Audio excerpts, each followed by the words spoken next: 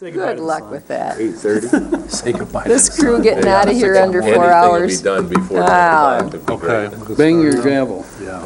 You guys wanted these night meetings. Okay, I'd like to call And the to public order is just jamming the here. Resource Management and Administration Committee of Grand Traverse County Board. It's May 11th, 2011. And we'll start with the Pledge of Allegiance. I pledge allegiance to the flag of the United States of America and to the republic for which it stands, one nation under God, indivisible, with liberty and justice for all. And if the clerk could call the roll. Commissioner Wheelock? Yes, ma'am. Fleece? Present. Maxbauer? Here. Thomas? Yep. Lemko? Here. Henschel? Here. Inman? Here. Gilman? Here. Chairman Richardson? Here. Okay, and first item of business is the approval of minutes from April 13th. Approve as presented. Second. Support. Any discussion? All in favor of approving the minutes? Aye. Any opposed? Minutes are approved. And this brings us to our opportunity for the first public comment.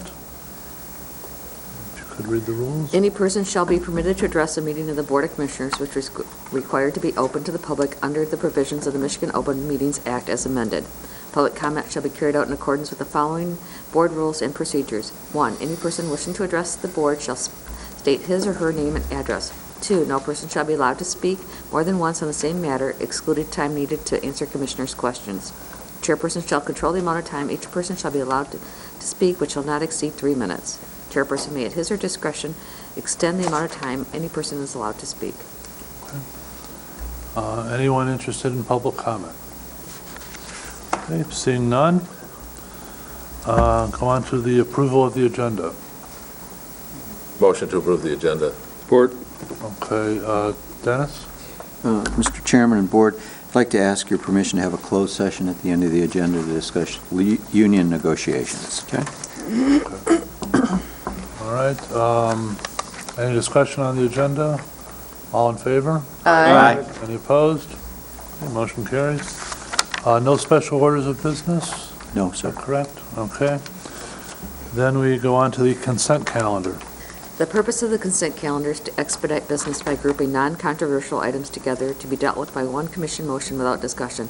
Any member of the commission, staff, or the public may ask that any item on the consent calendar be removed therefrom and placed elsewhere on the agenda for full discussion. Such requests will be automatically respected. If any item is not removed from the consent calendar, the action noted, receiving file or approval, is approved by a single committee action adopting the consent calendar. A, receive and file. 1, Grand Traverse Conservation District Monthly Report. 2, Road Commission Monthly Report. 3, Housing Liaison Monthly Report and Program Status. B, approval. 1, Drain Commissioner Staffing Plan. Okay, is there any member of the public who wishes any item on the consent calendar removed for further discussion? Okay, seeing none, is there any one member of the board who wishes to remove any item? Okay, I would entertain a motion. Move for approval. Support. Okay, we have a motion and a second. Roll call, please. Commissioner Fleece. Yes. Maxbauer. Yes. Thomas. Yep. Lemko. Yes. Henschel. Yes. Inman. Yes. Gilman. Yes. Wheelock. Yes, ma'am. Chairman Richardson. Yes. Okay, our first item would be the Drain Revolving Fund Duck Lake Dam.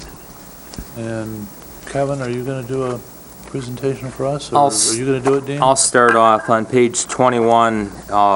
We have carried a balance in our accounting records for a number of years, and we're still analyzing the nature of this cost. Commissioner Thomas has some information he may want to provide, but in going back, this balance has been on the books primarily since 1996. I had worked with the prior former drain commissioners to try to see if we can collect this money. We did do an analysis of this based on our year-end records in 95 and 1996. We still had that documentation available. And this is, Commissioner Thomas, it is all related to the Duck Lake Dam. I beg to differ with you. Now, 94, 95, 96, up to 98, they didn't spend any money on a dam. well, the information that I have from the accounting records, unless it was not coded correctly by the drain commissioner at the I'd time. have to say that was true, because that is the period that they did the dredging on the north end of the peninsula. And, you know, I come up with that total at 14, where'd I go? Oh, the income was 14,851 for that, and that was a special assessment district, which was limited in term, wasn't it, Kevin? Mr. Chair, Kevin McKelly, the County Drain Commissioner. I lean more towards what Dean is saying. The expenditures I took office in 2005. The expenditures from 92 to 2003 are the 13,000 that we're looking at now. And the expenditures from 92 to 98 may or may not be related to the lagoon. Most of them are like dam inspection fees that I show. I gotta tell you, There's one item in July 14th of 98 from Elmer's for $7,000 without a detailed work on that. That's $7,000. That may be related to the lagoon. So there could be a variety of issues here. Well, here's what I come up with just by going over your list. Of the income of 14,851, it might vary from, that was from the special assessment district for scooping out the channel. The total cost that I get from Dean's list for cleaning the channel was $18,466. And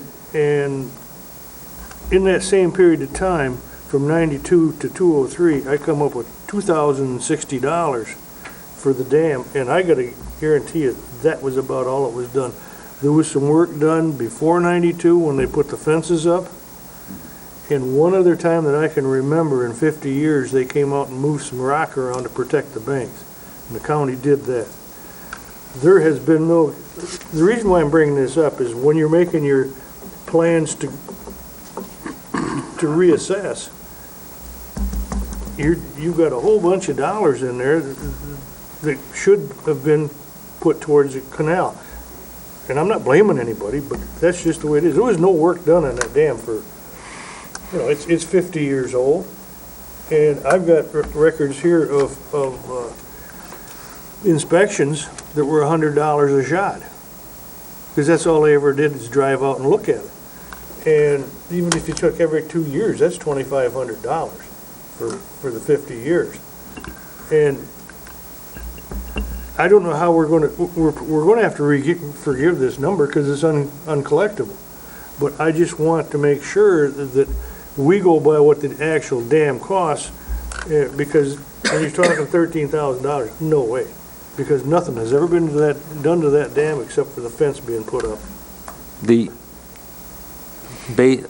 Based on the accounting records and how that information, how those expenditures were coded, I had Heidi in the office, the deputy finance director, and the summary was put together by the former finance director. Short of pulling the microfilm and going back into the general ledgers, which I have not had time to do, Heidi, based on her summary today, all of those, and the coding of the invoices was done by the drain commissioner at that time, and they were coded as the lagoon.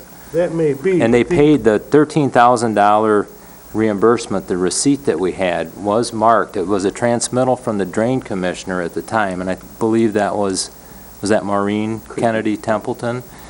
It was marked as a reimbursement for the Duck Lake Lagoon. But nothing was ever done on the dam. I'm telling you, there should be no costs like that because they never did anything. I will have to review the microfilm to see. I can just about tell you what to take off when you're considering the cost of the dam. Because all they've done in all these years is inspect it and put those fences up where the gates are. And that's all that's ever been done. I just want to make sure that we do it right when you want to approach the people with a new assessment and say, well, it's cost $13,000 or whatever, because it's just nuts. Now, that cost is coming up one of these days when we do have to fix it. But if you got your special assessment, you can always increase it at that time for any major repairs, right? That's, Mr. Chair, that's next on the agenda, but Well, I Yeah, know. well, actually, what we have here first is I know. writing off the 13,000, and I understand your point here, Dick, so I guess I'm looking for a motion to It's first the write off. 13 It's the 13,000, yeah, we gotta write it off, but But you're saying it was never spent on the dam? don't blame it on the dam because it was the canal that, because that's when they did it, that's when the special assessment district was set up, and it was right in that time period, so.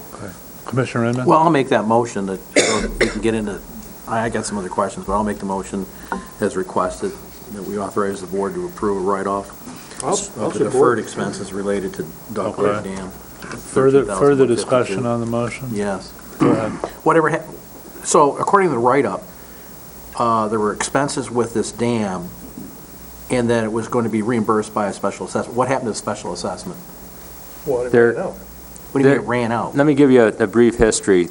A long time ago, before I was the finance director, $30,000 was advanced by the county general fund to a drain revolving fund for the purpose of covering expenditures like this. There was the intent, though, that a special assessment district would be created to recover those. It was All an right. advance, it was a loan. All right. As soon as I learned that there was no special assessment district, or there was not the ability, we weren't collecting it, I pulled back the additional funds that were in this fund so that we wouldn't run up the tab, so to speak.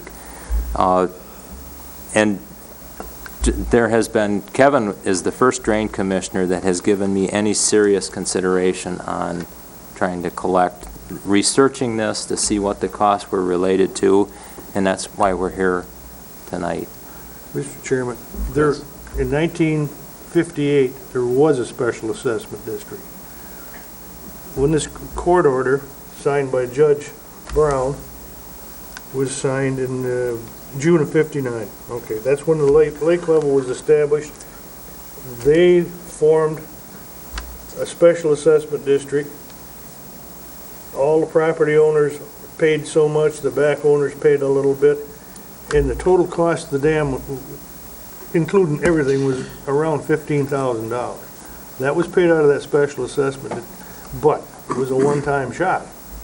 You know, they paid it off, and there was $79.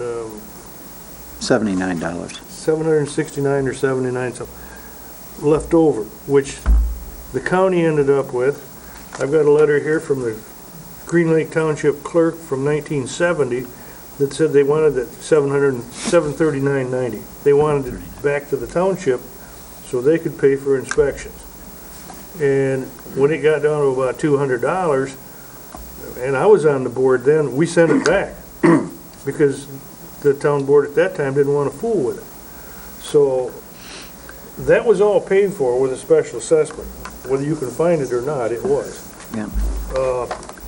As a matter of fact, I got a letter down here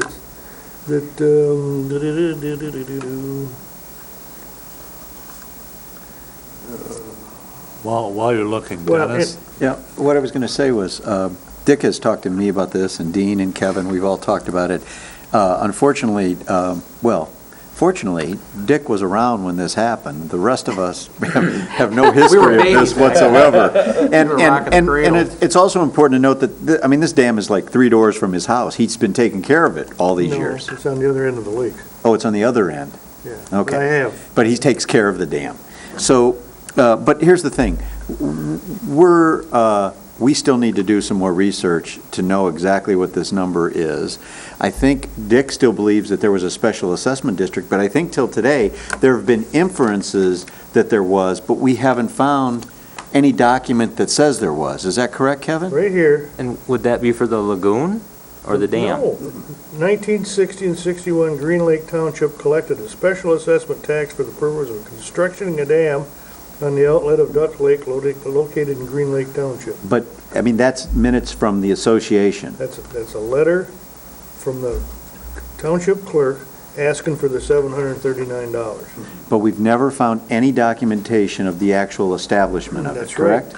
In their records at the township, they don't have anything going back. See, that far. and what we're saying is, typically, Dick explained this to me, and I believe him to be right.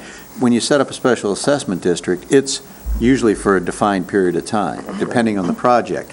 So, to even say at this point that we could or we couldn't go back and assess to collect some of this, until we can establish that, I don't think we can say.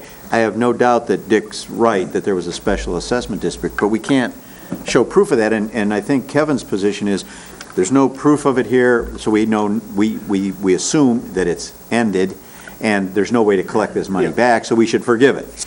But I think, if Dean's gonna go back and look at the record, so we can know exactly the amount, and the difference is that, according to when I talked to Dick yesterday, it may be important to differentiate between the money spent on the lagoon and the money spent on the dam, because, they're in two different assessments. And that was only for a period of time, too. So it's probably over too. It's probably done too, so yeah, we gotta forgive it.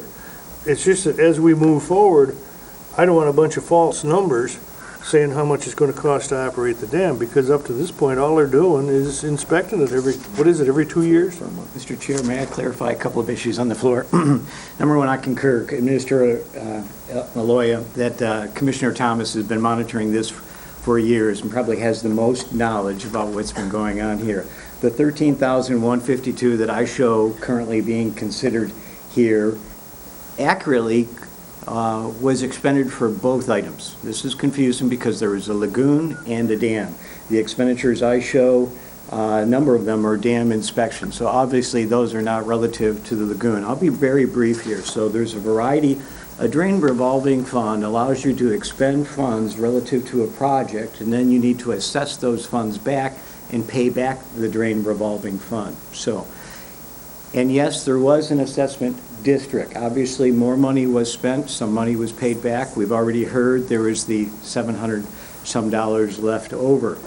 Nonetheless, and that's the next agenda item, I don't want to get too far ahead, a lake level assessment district runs in perpetuity with the water control structure. And the only way to do that is to file that in circuit court. So while there may have been a special assessment that provided monies in the past, we cannot assess this $13,000 on that special assessment district. That has been sunsetted. The only way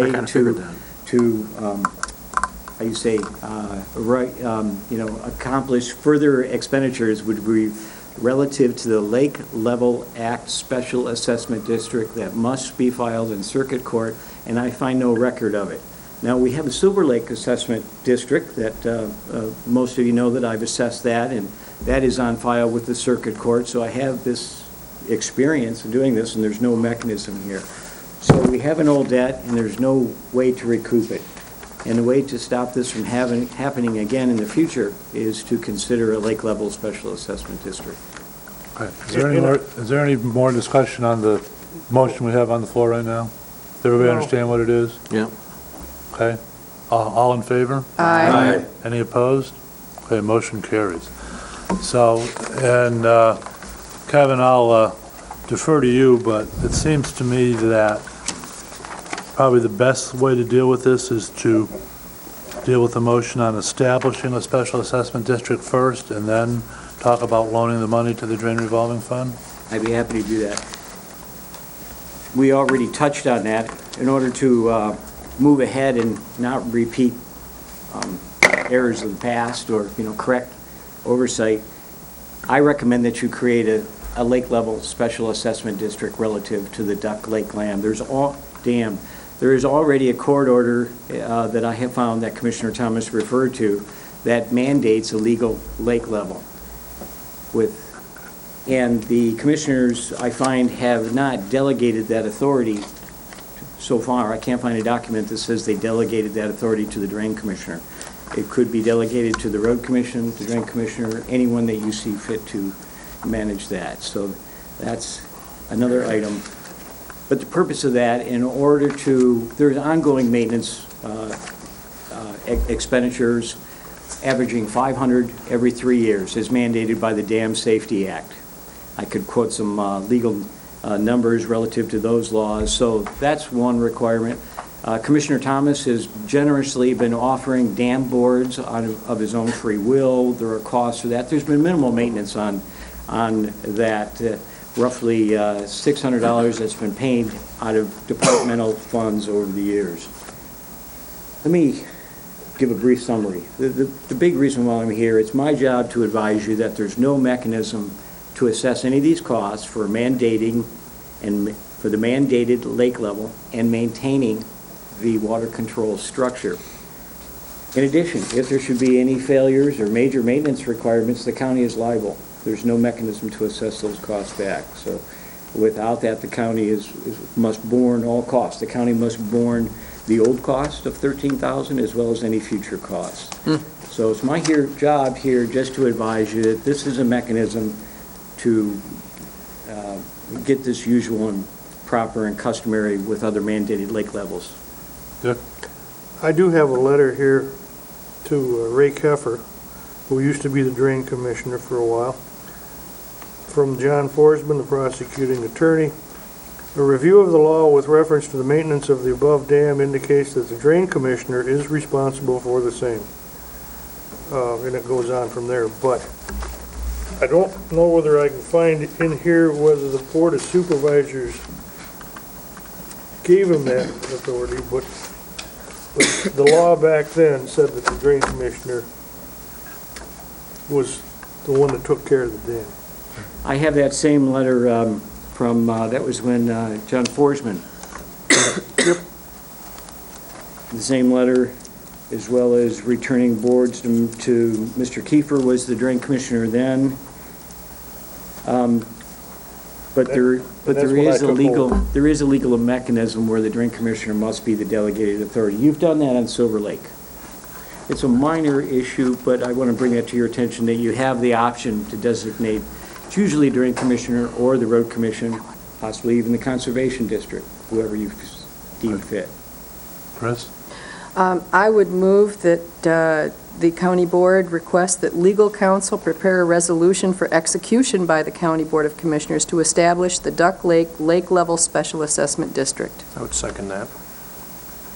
Larry? I guess I have a question. I guess I've always believed through everything I've heard, legal opinions and practice, that it's the local unit of government is the only unit that can approve and create a special assessment district for their residents.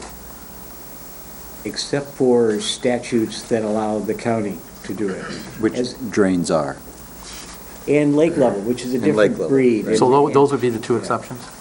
And that's why there was some concern brought up that in a special assessment district, you should have the buy-in of 51% of the residents going to be assessed. Back, I would say in '57, the Board of Supervisors were petitioned by, I think only 30 petitioners were living and owned property then. They petitioned the Board of Supervisors to mandate the legal lake level. So I don't want to get off topic, but you're talking about a special assessment district, whereas in this case, the petitioners approached the Board of Supervisors and asked that you establish a legal lake level. So that established the special assessment district. But now, other districts like a lake level assessment district or a county drain district, or there's talk of, those are just a couples right now that are different creatures. All right. Now, given that, is there a requirement in terms of notice to the residents and an official public hearing? Very good question. And as some commissioners know, relative to the Silver Lake process, that I went through all that public hearing process. We had no appeals because it was very educational up front. A lot of meeting with all the residents and explaining. There is that requirement before you get to an assessment. This is a different ballgame we're in now with Duck Lake because we don't even have a district established. So we need to take it a step back. We need to go to the court and we say, this is the boundary of the district. And we're going to lock that in. and it's locked in perpetuity. Now, the lots or the parcels may change. Back in '57, when you were petitioned, there were some 30 lot owners. Now, I count 311 frontage parcels. So there is a public hearing process, and there will also be an additional public hearing in court when we establish that district. So this resolution allows you to move forward in that direction, but doesn't create the district? It allows us to, under consideration, the prosecutor's office will prepare the resolution for you to sign, and if you should pass that resolution, then we start the petition process to the court to establish the district. All right. And then from there, thereafter, then we embark on the special assessments, much like we did on Silver Lake, where we have more so public... where's the public notice? In newspapers, office, and I did So direct mailings. are you required to do a direct mail? We did them all, yes. Plus, I think you held public hearings with the Silver Lake ones right there with the residents, so. So you plan on doing the same thing for this So if you Duck take Lake? the Silver Lake process, we have to do that twice now, because All right. not only do we have to do the district, then we have to have public hearings or day of review of the actual assessments. And I've included, it's on the motion we'll go back to, you can see what the apportionment of those assessments would look like at this time. Those 311 parcels would be apportioned $13 each. 2 or 3 things. Back to your motion. What was it again? I read it from my packet. Page 26. Here, okay. Yep. As long as we understand it, you're not asking to establish the level. That's already been done. Oh, no, I didn't say that. Okay. No. Back to the lake itself, there may have been 30 people signed it, but I can guarantee you there has been there was that many lakefront lots back then. Just 30. No, there was almost what there is today, because all of Duck Lake Peninsula was already into 5 subdivisions. They might have been working on the last one, where the canal is. The east side of the lake has no new property, so, yeah, there might have been only 30 of them, but they got what they wanted. But the lake hasn't changed that much in all these years. There's just still the same number of parcels. I had 2 uncles that owned 100-foot. That's still the same. So, but I just don't want to. Number one, I want to keep this very public with those people. Right. For one reason, is that probably half the people that live on Duck Lake now don't even know there's a dam. Yeah. And half of those people don't know where it's at. And I've had calls the same day from one guy that says the lake's too high, and the next guy calls and says too low. So they don't know what's going on. And I just want to make sure that we keep this open. I would rather see it done by petition, but I don't know whether, I don't think we could get it. Well, like I said, you've already been petitioned by the residents in setting the lake level, and usually when that process is done, and it was in the court order that a special assessment district shall be set up in 60 days, and it just never got done. So you've been asked to maintain the level. We just got to take it to the next There was, step. rest assured, there was a special assessment. I have a question for you. Let's, for the sake of argument, and I realize this is not at all practical, but let's say that a special assessment district wasn't created, and the residents say, no, we don't want it, okay? That's the end of it. Do we drain the lake? Can. I can give you a court order. Water I can level. give you a couple of options. There's also, and I work very closely with the prosecutor's office to address all these issues when the resolution gets brought back to you. In there, you can also say that a portion of the cost, maybe you'll say 50% of the cost you'll manage, and then you would say that those property owners benefiting from that water control structure, that they would be assessed. So that's one. Another option is remove the structure, but then you're violating the court-mandated lake level, Yeah. so you'll have to, there's another way. Let's go back a little farther in history, I don't think I can. which I can do. That's my time. The lake used to maintain its level fairly reasonable. In 1956, we built a place for my dad, and not very long after that, somebody, I'm not going to name anybody, but they thought it would be neat to take the logs out of the outlet so you could get canoes through there. Well, the result was, by about 57, 58, my dad gained quite a bit of property out in front of his house because it was all mud. The lake had gone down 2.5 feet. And that's what was happening. The outlet was washing away, and more of the lake was going downhill. So that's why these people petitioned to get this going. And of course, the first thing they had to do was get the lake level established. But the Duck Lake Improvement Association they conducted the business.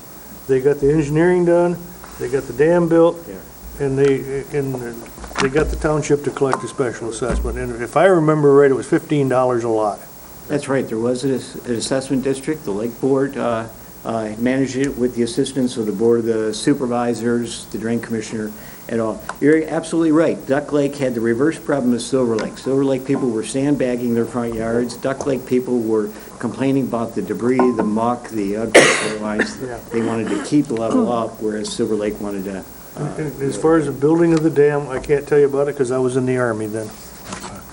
And as I mentioned about the delegated authority, when the prosecutor's office prepares the resolution at that time, I would ask that you designate it or delegate an authority to run with this. Which would be you. That I would mean, be- that's your Thank you for preference. that vote of confidence. All right, well, no, I mean... Certainly my preference. It doesn't matter to me, but I think it couldn't should imagine be, why I would give yeah. it to the road commission. Yes, Mr. Chair, Dennis. I'm all in favor of moving ahead. I just want to make sure Okay. that we've got reasonable numbers rather than these numbers have got the canal in it. I'll work with that, clear that up for you. So I have two questions. First, will this, under the scenario you laid out, will it require 51% of the homeowners to agree? No, that, unlike special assessment districts where that is a fact, and/or a drain district where I'm powerless until that petition is received, a lake level district, you've already been petitioned, so that's satisfied. You've already been requested that. I just wanted that to be clear for the Even- board. Even though 50-some years has elapsed, Right. obviously the court order establishing the lake level is still in effect. Yeah. Since I was a Okay, we child. have a motion on the... One more question, just please, I'm sorry. The other question, and it's related to the loan, and I know that's coming up, but when I look over your numbers, you estimate about $4,700 needed to do this, but you're asking for a $10,000 loan. Do we really need to go 10, Kevin, or could we do 5 or Oh, well, 6? that'll be the That's next the next motion. item. Okay, Yeah. all right. Let's take care of this one Yes. first, okay? Good question. Is everybody satisfied? Okay, all in favor of the motion? Aye. Any opposed? Okay, motion carries. Now I'll entertain a motion on the funds. Mr. Chair, just Yes. before, there's a brochure right after that agenda item that shows the educational component that we will make. Now that, this process is starting, we want to be proactive in explaining what's going on, and just like Silver Lake, and then the residents called the office, and thank you. Kevin, wouldn't it make sense to hold off on setting or approving a loan at this time until we actually get the resolution establishing it by the county board? Wouldn't it make more sense to do that when we establish that you are the authority for this lake district, and then we could put the loan amount in there at that time? Let me see, I can't send out those brochures I just promised you until we get some funds. There's zero balance. Well, but Well, how let can me- you send let me them out back- if they haven't established a district? Correct. Right, the next step is you're going to receive a resolution to consider from the prosecutor's office, and that kicks the next steps. Are we going to try to do that still this So you're month? absolutely right. We shouldn't take I should not do any mailings. I can be doing some behind the scenes and getting some printing in that. We can just hold off. Do you have any idea how long it'll take the prosecutor to get his work done on this? I understand they're very busy, but Deputy Civil Counsel has agreed to run with this and save a lot of costs. The only advantage I see to loaning what is pretty much a token amount of money at this point is that once everything's in place, Kevin can proceed immediately. I'd hate to have him have to sit around for another 3 or 4 weeks waiting for our end-of-month meeting so he can, get the $10,000 authorized. And if for some reason it doesn't work out and he doesn't need it, he'll obviously pay it back. That's just my thought. Mr. Chair, I'd like to address the amount Administrator Lawyer had mentioned. As you mentioned even earlier, there were some 20 or 30,000, and that's usual customary amount that drain commissioners have in a revolving drain fund to do their work and then assess it back. This was a very conservative number right now at the 10,000. What's not on here is the appeal process, and Deputy Civil Counsel Bob Cooney warns me that can be a lengthy, very lengthy, time-consuming process, and if the prosecutor's office is really bogged down with life and death situations, we may have to go to outside counsel on that. So for a contingency, I put another $5,000 in that. I know these are tough times. Ideally, I'd like to ask for $20,000, which is usual and customary, but I'm safe with $10,000 we can cover. We're fine with that. Okay, we have a motion. I'll make that motion. Support. For $10,000, is that right, Deb? Yeah. And supported by Larry Inman. Any further discussion? How is this getting paid back? Through the Special assessment. Okay. Assuming that the special assessment district is created, the special assessment will pay the funds. And is there a back. chance this will not be created? Court order says it has to be. I'm sorry? Court order said it has to be created, even though it's 50 years later, but it's the court ordered it. Tell you what, in the possible scenario that the resolution, when it's brought before you, and if it does not get passed, then I would just say to Dean, I don't need that 10,000 that you transferred, take it back, The only Dean said point before- that might hold this up is you passing the resolution saying he's authorized to go through the process of establishing it. And that was the point of me asking the question, do the residents get to vote on this? They don't. Okay.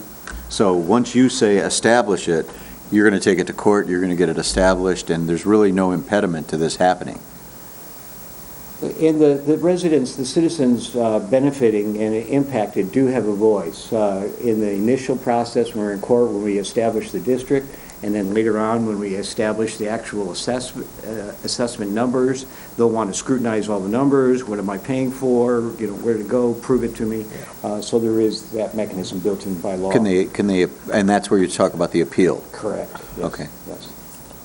And if I think you better be careful, because any charges against the district aren't collectible if they occur before the district is formed. No. You better look that up I in your disagree. law. I'm because- aware of that. Because in a regular special assessment district like the one I live in, That's why I saw the the costs clerk- before can't be collected. That's why I saw then the clerk had handwritten notes saying, and all costs in setting up the district, so those were added. And let me add that I'm aware of that law, and so when the resolution comes back to you, that stipulation will be in there, that the cost of setting up the district, which I hope would be less than $5,000. Would the $10,000 loan be considered something that's done prior to the setting up of the district? So if any of that money was used, could that be considered as not chargeable to the district? I don't think it's chargeable to the district. No. Oh, we'll document it. It's considered seed money, and the law does allow you to recoup that in your assessments. Even if the district has not been established? Right, the cost of setting up the district is a Okay. directly assessable cost.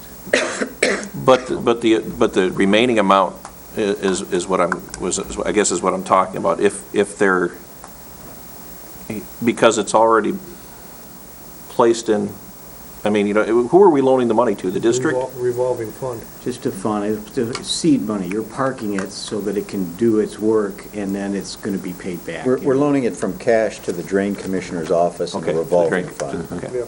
So, Dick, has Green Lake Township been notified of this, and are they aware of what's going on? Pretty much, yeah. Okay. Yeah, I just don't want to see us blindside Blindside the residents or the township. or the Well, you're township. going to blindside a lot of the residents. Well, but, I mean, you know, we got to that's for let sure. them know what's going on. You know, They don't even we know just the found out damn about it, so, Mr. Chair. yeah. That's an excellent point. I spoke with Green Lake Township Clerk Rita Dinger, and why we're doing this together is because we have this old debt issue, and it was time to bundle it all together. But I told Rita, more, how you say, appropriately, the local municipality should be advised first and touch base, get in front of their town board. I promised Rita Dinger that I would speak with their board. It just so happens that we're looking at this debt issue, and you might ask, how did this happen, and how do we prevent it in the future? So we've got, that's why we're here, but I promise that you can rest assured that process will go forth. Okay. So am I clear in understanding that this is 100% payback? There's no chance this is going to fail? Are you sure that? I mean, this will be established, this money will be paid back. Because that's how, you know, a minute ago, we made a motion to absolve a debt, and we were loaning money. Well, that's because of the. Now we're loaning more. That's because the special assessment district was Was never not set established. up, and the drain commissioner was off spending money on it anyway. His revolving fund is used a lot of different The places. former drain commissioner. Yes, a much former. Okay. Is everybody okay with this now? I had something to say, but I forgot it. Good. Okay. All in favor of the motion to forward $10,000 to the revolving drain fund? Aye. Any opposed? Okay, motion carries. Thanks, Kevin. Yes, Dean? I just wanted to say thank you to not only Kevin, but Commissioner Thomas for, Kevin especially for helping me resolve this amount that's been carried on the books forever. We have the auditors in right now. They're asking me about this. They've been asking for years. So this really does. Thank you, and thank you for your history lesson. Tell them that Dickie and Kevin will take care of it. My pleasure. Just tell them it's not over until the end of the month. Thanks, Dave. My pleasure. It's not going to be resolved. We might change our mind. All right, now we have our planning director, John Syke.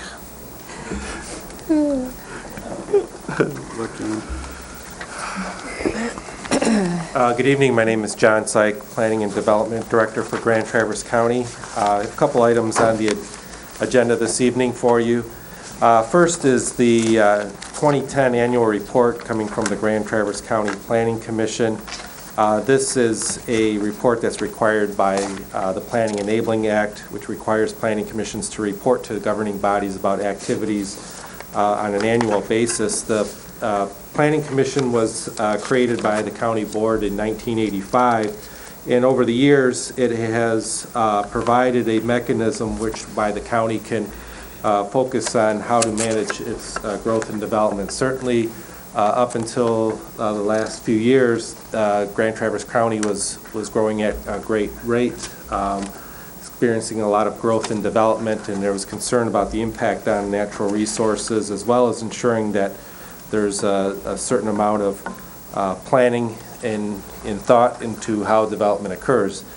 The focus has changed a little bit, and that in terms of how our economy is, and we're kind of more into a looking at ways to not manage growth, but actually stimulate growth. The last year was a pretty active year for the County Planning Commission. I want to point out a few things. We, on an annual basis, established a strategic plan which identifies different activities. One of the things we focus on is we have a very good relationship with all the local units of government, particularly the townships. That's just been a part of the way that the County Planning Commission has operated. One of those parts is education and information. We have a couple of things that happened last year that were exceptional. One is our Planning and Zoning Essentials Workshop, where we had over 55 people on a Saturday morning learning about planning and zoning. And when you consider we got 119 planning commissioners in Grand Traverse County, I thought that was a pretty good number. And it's important because these are people that are making decisions that ultimately impact our communities. And to ensure that they're doing it in a way that's proper and ethical is very important. The other part is we had our 25-year annual awards banquet, which is done in concert with the Michigan Townships Association County Chapter. And that's, while it doesn't sound like a lot, I think it's important to recognize that if we want to have a quality community, we're going to want to have quality development. It's a way of recognizing both the people and the development that occurs in Grand Traverse County. Another step that we've included in that education process is our quarterly meetings with planners and zoning administrators. And that has been, I think, an excellent opportunity for us, for staff members like myself, to work with the staff people of the townships and the city and the villages. And we cover a lot of important issues that we're working together on, and allows for a more cohesive approach to zoning regulations and planning concepts versus everybody kind of doing their own thing. One thing the county planning department has been working with the planning commission on is recognizing some of the aspects of the grand vision, which started here with the county board. And one of those things is focusing on growth and investment areas within Grand Traverse County. And those are areas where we already have development. And we've been working with the Council of Governments and other people to help identify those so we can focus resources in those areas. The Planning Commission had an opportunity to actually have one of their meetings at Green Lake Township last October, and that was an excellent opportunity to see how Green Lake Township is focusing on the Interlochen area and focusing on development and redevelopment of that area. And as a matter of fact, this month they're going to be doing a more detailed planning charrette for that. And that's important because we realize that growth is going to be occurring in areas where we already have that infrastructure, and it's going to be in different places around the county. The Planning Commission has also been involved in capital improvements with Grand Traverse County last year. With your cooperation, we established a policy.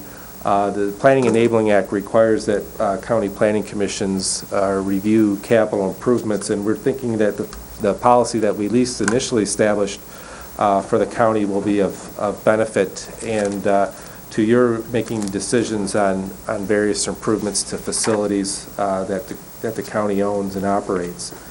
One of the things that we're really excited about is this year is venturing into developing our new master plan. And I think that's going to be an exciting process that is taking a different approach than what previously has done. We're looking more as focusing on the process and working with local planning commissions versus kind of just developing a plan for the county. What we'll be utilizing is building on the existing plans that townships and the city and the villages already have in place, and those planning commissioners, and facilitating a process so that we can actually develop a county plan. And having some of these concepts in place really helped us to actually achieve some funding for that project so that we can get that forward, and that included a grant from the U.S. HUD Department and as well as Rotary Charities. And one of the things that we're hoping from that is to really kind of establish more of a dialogue as what are the priorities for the communities in Grand Traverse County. One of the things that we've done over the last couple of years is kind of reorganize the Planning and Development Department. We're now, not only do you have the Planning Commission, but the Brownfield Authority, Economic Development Corporation, Land Bank, Farmland and Open Space Preservation Board. And we see a direct relationship between those entities and the Planning Commission, where the Planning Commission is looking at things on a broad scale and is working in terms of establishing what are those priorities, what is the interest of the communities, of the people of Grand Traverse County, and how they see growth and development.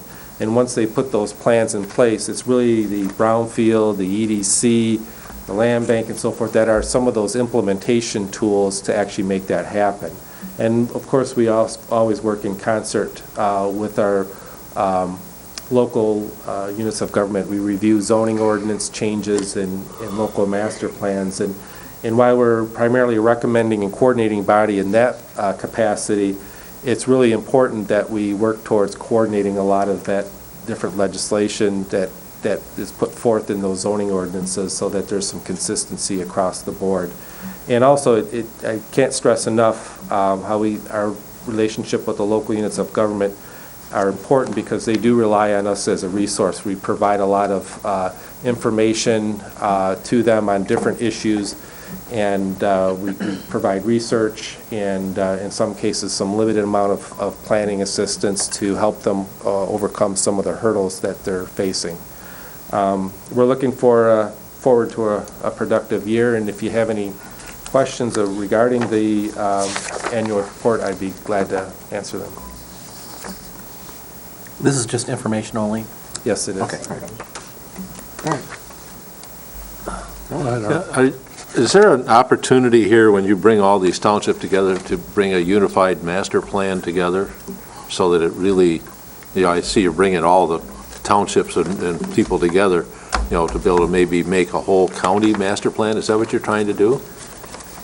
Ultimately, yes. I mean, what we're trying to do first is establish a process where we're looking at different areas within the county. Our townships are very diverse. When I'm in Grant Township, the issues are a lot different than when I'm in Whitewater Township or Acme Township. Yet there's similarities. So we're trying to, at the same time, recognize their differences of the different areas, but at the same time, bring in those common elements, because that's important when you have things like a county-wide brownfield authority or EDC or land bank. But, so what I think will be developed will actually be something that's going to be a lot more valuable in the long run, but it's going to take us a while to get there. Sure. So.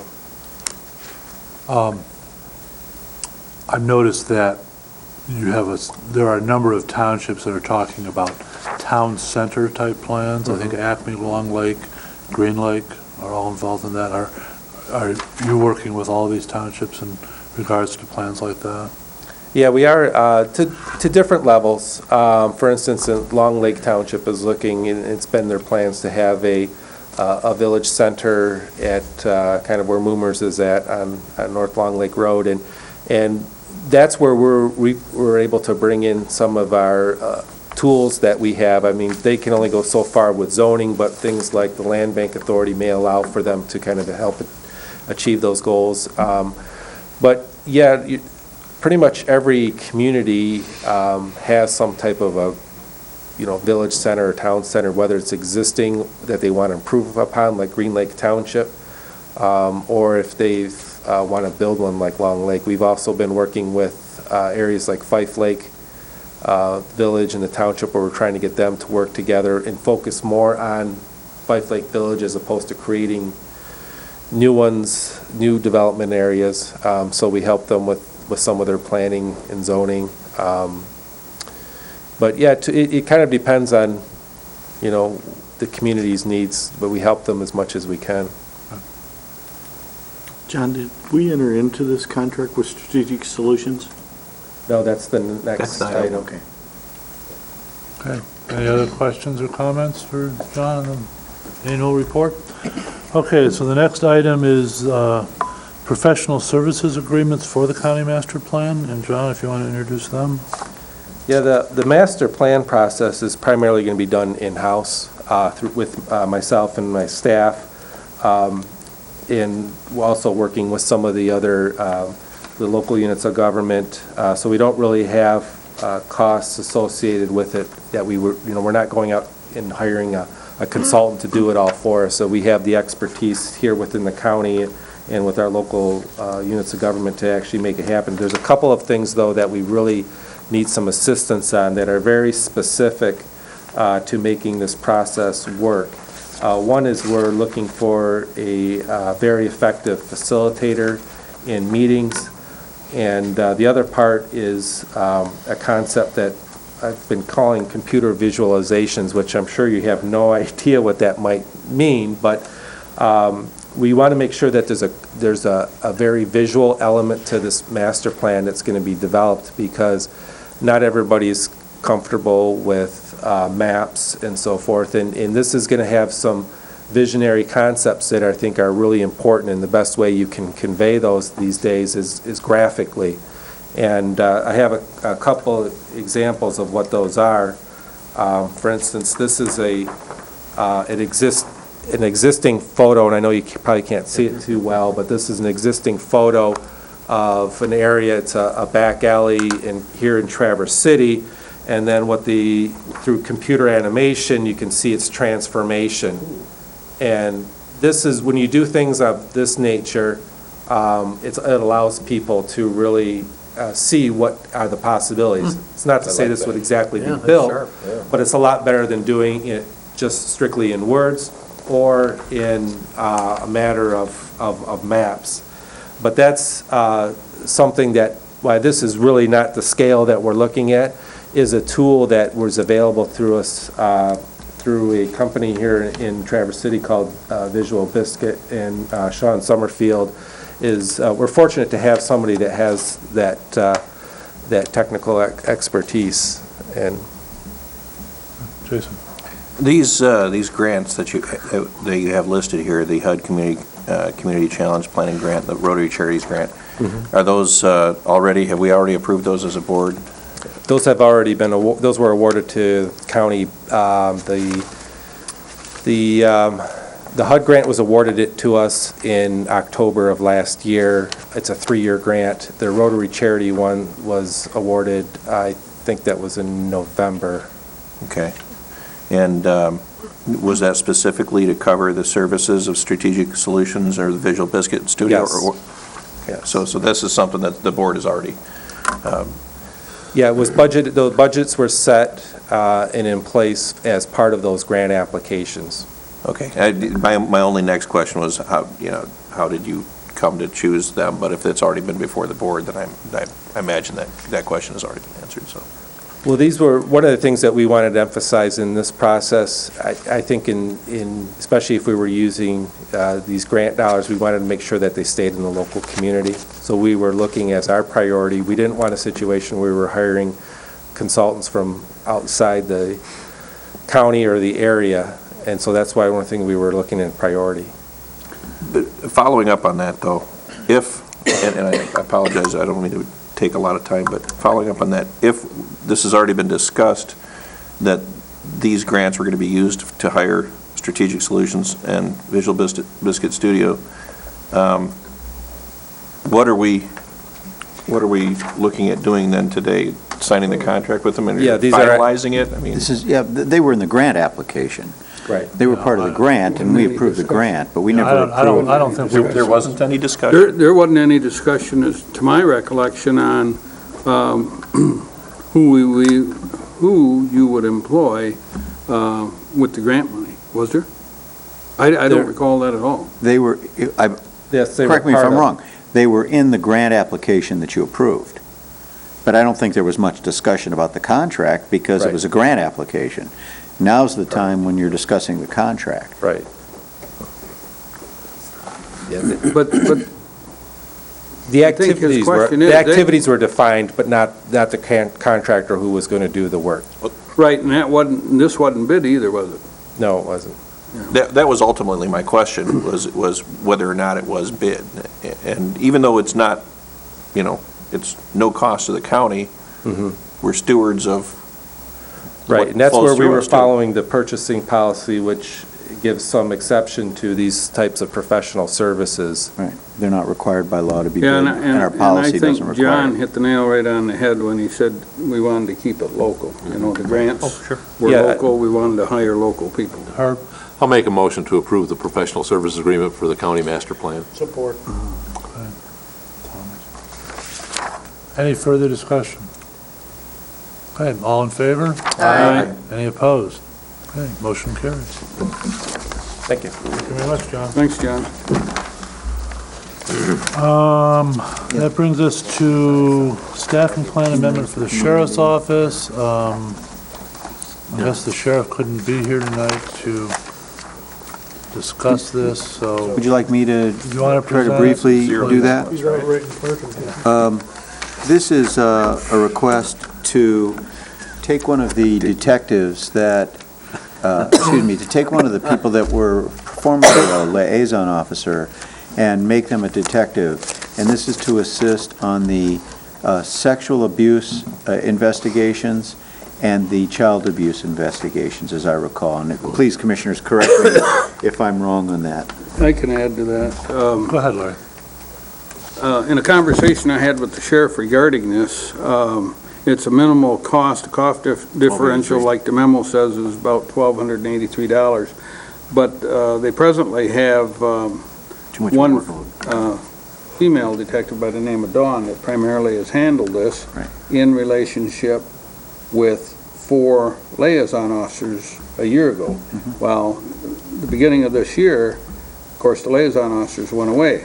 So where Dawn used to handle maybe 50 to 60 complaints, because these complaints can be very involved, she now is up in the 80 and the 90. Well, that's not a doable number. And typically a year has 110 to 120 cases that they deal with. So what the sheriff is asking, and what he's done, is one of the liaison officers was also a female, which when they're trained, they're the most effective in this position. And he is merely asking to transfer her back from the patrol division to the DB position to assist in these investigations. So you'd have the 2 detectives conducting the majority of them. Mr. Chairman, I'd like to make a motion to amend the Sheriff's Office staffing plan by deleting 1 FTE deputy from Field Services Division and adding 1 FTE detective to the Investigative Services Division effective May 9th, 2011. Support. I have a motion and support. Sonny? The other thing that I would mention, though, is in the conversation with the sheriff, he did post this internally, and they interviewed 14 candidates within the sheriff's department before they selected the individual who's been assigned. So they truly did look to make sure they had the right person in this job for this very specific caseload that they were looking to assign. It was also my understanding that she had a lot of experience in dealing with these when she was a school liaison office. That's correct. Well, student Officer. liaisons typically saw, 10 to 15 of these per year. Each of the in the schools, but because they came to light in the schools, the liaison officers handled it. Well, now that the liaison officers aren't there, they fall back on our DB. Okay. Any further discussion? All in favor of the motion? Aye. Any opposed? Any motion carries. Which brings us to facilities management and a zero-turn mower. Danny? Danny Brown, Facilities Director. Well, I had an opportunity to bid out these zero-turn mowers, and my recommendation would be to go with Lark Lawn and Garden. And the reason is, even though they're not the lowest bidder, but the Kubota does not meet our spec. There were 3 items that it did not meet the spec, and it was clearly spelled out. We wanted a 20-amp alternator on this machine. Theirs is 13. The deck, it was important for us to have a real thick deck so this machine will last a long time, because as you see, it's not cheap. But the Kubota deck was number 10, and the deck on the Gravely is a 7-gauge, so that was very important to us. Also, the Gravely mows at a rate of 6.6 acres an hour, and the Kubota is 4.6 acres an hour. Motion to approve the Gravely ProMaster 260H from Lark Lawn and Garden. Support. Okay. I have a motion, support. I did have one question. Do we have the Disclosure. the conflict of interest information on this No, well, previously? this isn't the one we did last month. No. I get confused. It's required that it be given to you 7 days before the county board takes final action. Final action. So we'll it'll be come seeing to- this in the next 2 weeks. It'll come to you at Ways and Means next Okay. week, and then you'll be set for the board meeting. All right. Okay. Chris first, and then Rob. Danny, how urgent is this that you have this mower now? And I say that because as I view the board's budget discussions for next year, I'm certainly going to suggest we take a look at bidding out mowing, going out for bid. So how urgent is it that you Well, have this mower now? This particular mower is for Twin Lakes Camp. All of that reconstruction that we did out there. Oh, all right. There's no way that we can mow with I know, the big yeah, Kubota okay, tractors that we that's got. all I needed to hear, okay. That's what it's for. Because you and I have had this discussion before, and I understand why you need it. How many years do you plan on this lasting? 8 to 10 years. 8 to 10 years. And have you calculated the fact that it mows faster or slower versus the Kubota, the amount of labor you'll save by mowing faster? I mean, you have any estimates? Not really. I really didn't think about it from that. Just more than the $300 and some dollars that you'd save by. Yeah. Okay. Yeah, 364. Okay, just due diligence. Jason? Just outside of the Twin Lakes camp, does this have other uses? Yeah, we could take it to other places. And the flip side of that would be that we would have to load up a mower from the Civic Center and take it to Twin Lakes every time that we needed to mow it. And it's just, it creates a lot of time, a lot of labor time. Danny, what is the option for additional equipment? I know that it says it's the only one, but what other equipment might you or will you purchase to use with this mower? That would be a snow blower attachment, and the other one would be a sweeping attachment. Are you purchasing those, or we have those? Well, I would bid them out and, get it in front of the board here, but, Okay. It wasn't your original intent to purchase those. This just gives you the flexibility to if you want to. Yes. Okay. What's happening is that some of our Steiners, which have snow blowers on them, we have 3 of them, they're aging. And sooner or later, I'm going to have to put a snow blowing attachment on that. Well, Maybe both. and a significant piece is because of the refurbishing, if you will, of Twin Lakes and making all of the handicap accessible beach area and the parking, now we have a lot more sidewalks to maintain there too than we've ever had before. And even if it's not snow and you're not going to snow it, you get a lot of dirt and stuff in there, and it just tracks in on that hardwood floor if we don't keep it swept off. And again, the Kubota tractor you have out there now is too big for the... Yeah, it's a big machine. For like the sidewalks and that stuff. It's actually to mow our soccer fields. Yeah, okay. Stuff. It's got a 3-point mower on it. All right, and Dean or Dennis, I assume this is part of the, budgeted already? $8,500 was budgeted for this. Okay, and as one other question, Danny, you mentioned that the Kubota that was bid did not meet specs. Did the other pieces of equipment that were bid meet specs? Yes. Okay, except they didn't have the additional ability for attachment. That's right. I'm sorry, Jason. As an alternate piece of equipment, have we looked at the cost and the maintenance of a llama? I mean, for towing the grass in 2 months. Or legged one or what? How about a herd of sheep? There you go. They Cows grazing. I don't see a llama on here. As good as that, gravely. Yeah, we could start raising goats out there too. so. He's just trying to see if we're all awake. Keep this back. Any further discussion on this item? Could I have a roll call vote, please? Commissioner Max Bauer. Yes. Thomas. Yep. Lemke. Yeah. Henschel. Yes. Inman. Yep. Gilman. Yeah. You want to Wheelock? do fund balance? Yes, Me ma'am. too. You can Please. start. Abstain. Chairman Richardson. Yes. Okay, and that takes us, I guess, to, well, I don't know, with the, You want to do custodial? yeah, since Danny's here, rather than making him sit here. Since he's got to drive back to Empire. If he wants to get him stay, out he here early. can, but Let's with, get him you know, with the board's permission, I just soon go to custodial contract now. Does everybody have a copy of Herb's email that he sent with you? Does anybody need a copy? I have They actually. share mine. No, I can share with Chris. Okay. I've already read it. Dennis, I could use one for the record. You want, yeah. Please, thank you. Need one for the record. Yep. And Herb, I guess I'll let you introduce this then. Yeah, well, the biggest reason why I did this is because last year you had the opportunity to bid out custodial services, and then when I asked for a copy of the bid specifications, I went through there, and I did ask another question as to how long it takes us to pick up trash for our offices in Grand Traverse County, and was told that it's 8 hours a night just to pick up trash. So, when I look at how do we save money in our custodial services if we don't contract, we change our specifications as to how often we do something. So what I did here is put items in there for discussion. You know, some of them I recommended, some of them I just had discussion.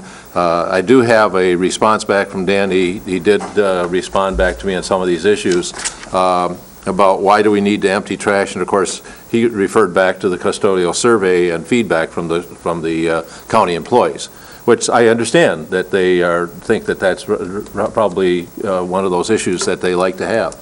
My question is do we need to continue doing it? You know, a lot of companies today in the public sector are now cutting back.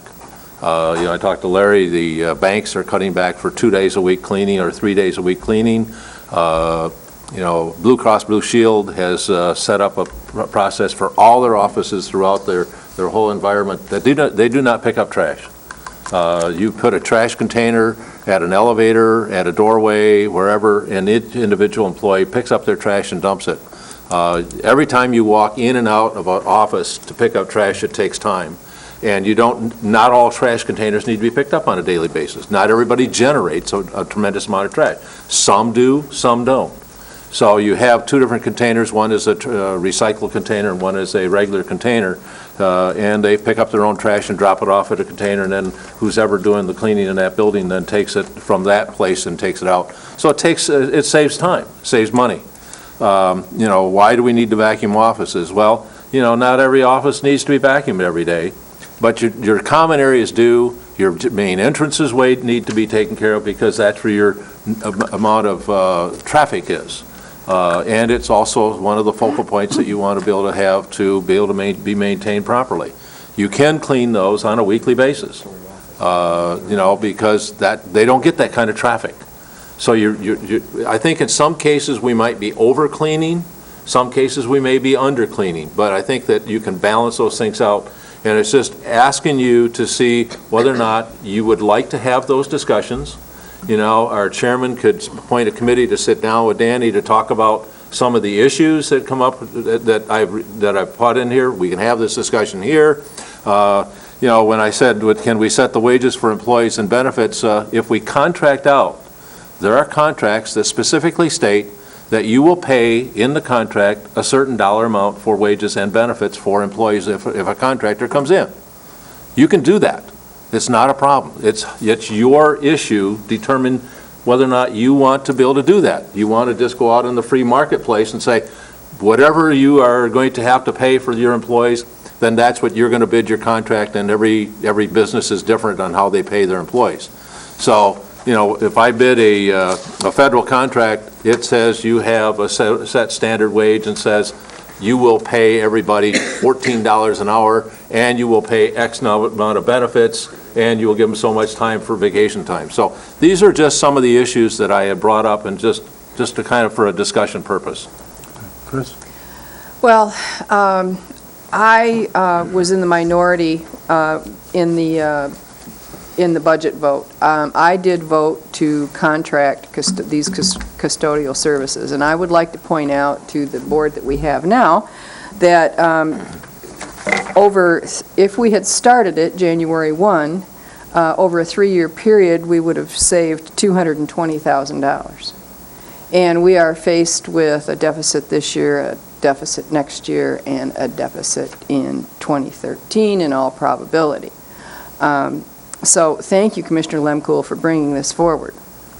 I would like to see the county board readdress going out for bid for, and this is just what, for 5 buildings? That's all this was for. This is not the jail or the court. Right. I just think it's an opportunity to give the citizens, you know, preserve services, other services, and not really see any, I don't know, how do you say it? They won't see a reduction in services. The buildings will still be clean. Yep. And we might be able to preserve a public health nurse. So, well, you know, and I think it's really important to know that, but also when this contract came up, I also made a comment to Danny and to Dennis about, that if you decide not to contract out for services, that we put a hold on hiring any new employees. And as employees leave the organization, that building or one of the buildings is segregated out and said that building now will be under contract. And so that's another option to start the process rather than laying off employees and then starting them all into process. Because one of the reasons there wasn't as much savings is because for unemployment benefits was calculated in there for the first year. So, I just really feel that it's one of those issues that we're looking at. How do we cut budgets? Where do we provide services for our people that we have working for us? And what is the best way to spend our money? And what are our priorities? Is a priority to provide top quality cleaning services for our customers and employees, or do we cut back on services so that we can provide other services throughout the county? There's a lot of issues here that it's not just a real simple cut and dried that you're going to do this, this, and this. Right. I mean, you can, if the decision of this board is that, hey, we're just going to go out for contract and we want to accept the contract that was the lowest bidder, you can do that without any problem at all. You can do that today. But do you want to, is the question I have. My recommendation is I think we should go out for, to do the contract. But if you're going to lower services, you do it before you do the contract. If you're going to not clean, if you're not going to vacuum, if you're not going to pick up trash, do not do it with a new contract. Right. Because you are going to set the contractor up for failure. Dennis. And it will be a disaster. Well, I had several points, but that was one I wanted to remind you of. Commissioner Lemko had explained that to me, and I think he's absolutely right. If we're going to change the frequency, if we're going to change the level of service, it's more important to do it now than to wait till we hire a contractor, because then you're kind of doubling up on it. So that's a very good point. I also think setting up a committee may be the best way to kind of go through this, because we had a meeting on it today, and what we talked about is that our bid document has to be consistent. Not only, it has to be consistent to what we're doing. Mm-hmm. We can't get in a situation where, whatever that is. Yep. Because we can't get in a situation where we are doing one thing with our staff and we're bidding out something Different. less. Yep. Right. Because then we're going to run into a collective bargaining issue when, because we're going to say it's cheaper and our contract allows it, and they're going to argue back, yeah, but you're doing less. Yep. And so you really do have to have the same, it has to be apples and apples, and I think that's important. I was, just like I did last year, I'm planning on bidding this out. I've already talked with Danny about this. We're planning on bidding this out in the fall, because we have to do that in order to provide you with numbers so that you can do a reasonable comparison. So we were going to bid it out anyway, just like we did last year, so that when we put the budget together, if it's our recommendation to contract this out, you'll know what the cost looks like. So we were planning on doing that. I did also want to add that we have a senior center now that we're going to be responsible for. And I did get your answer, Commissioner. I'm sorry I didn't get a chance to tell you. The answer is Danny does not feel that we can do it with the present staff and take care of the senior center as well. I think they contract it. Well, they do, but that's going to terminate, and we're going to have to make some decisions. And we're going to have to bid that and be able to take care of it. We either have to bid that out, or we have to find a way to cover. And we could bid the staff. one building out. I think you just bid the one building, keep Yeah. as a contract, leave it there. Don't try and mess around The with staff has asked what may happen, or the unions have asked what may happen, and I have told them that if the plan that is proposed by the Budget Committee is adopted, that this year, that we won't be doing anything probably with custodial staff this year. But I've made it clear to the unions, it's definitely on the table for 2012, and it's going to, it's going to get consideration, and they're all aware of that, so. Larry? Dennis, as one commissioner, I'm going to suggest that at least I had planned on putting on the agenda for the June Ways and Means meeting, the process, a discussion item regarding the process for the 2012 budget, and whether we would stay with, a budget ad hoc committee, A, B, do something different. But this, I guess the strength of the suggestion would be if we're going to bid out stuff, if we're going to do some different structural things, that we not wait to the fall to go out and bid. We start the process sometime after the June Ways and Well, Means meeting. I guess.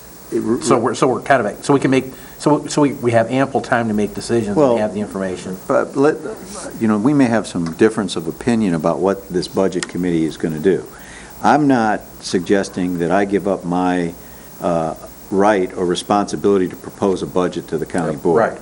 I'm looking at a budget committee to provide advice and Correct. counsel as we go through that. So Correct. my intention, and what I'm saying is, if the budget committee looked at it and said, Dennis, I think we should go bid this out, I would certainly go do that to see if it made sense. But my intention is to look at all these issues, such as this, and prepare those bids in a timely enough manner so that the information is in my budget recommendation to you as a board.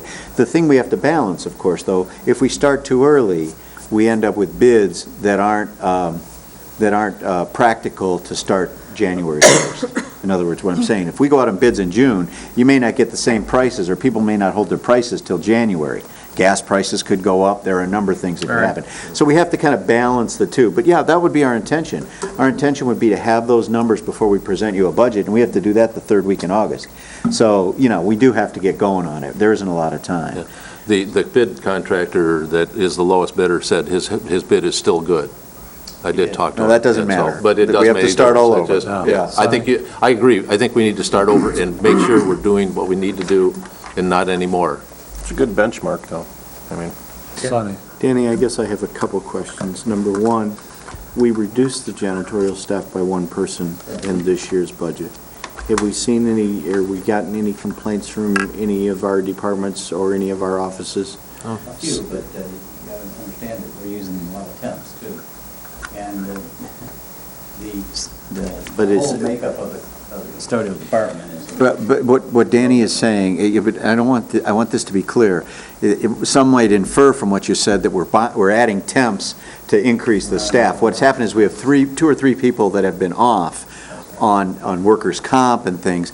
We've replaced them with temps. And so part of the concerns or complaints that may be raised, Dan, may be the result of temporary people that don't have understanding fully of what they need to do. That's my two-piece question, because I knew that was part of the situation. So truly, we are getting the job done for practical purposes with the reduced number of staff. Yeah. Now, if we look at reducing some of those services, as Herb has suggested in his email that I got, is there the possibility we can pick up the senior center building? Well, I have no experience with that building, number one.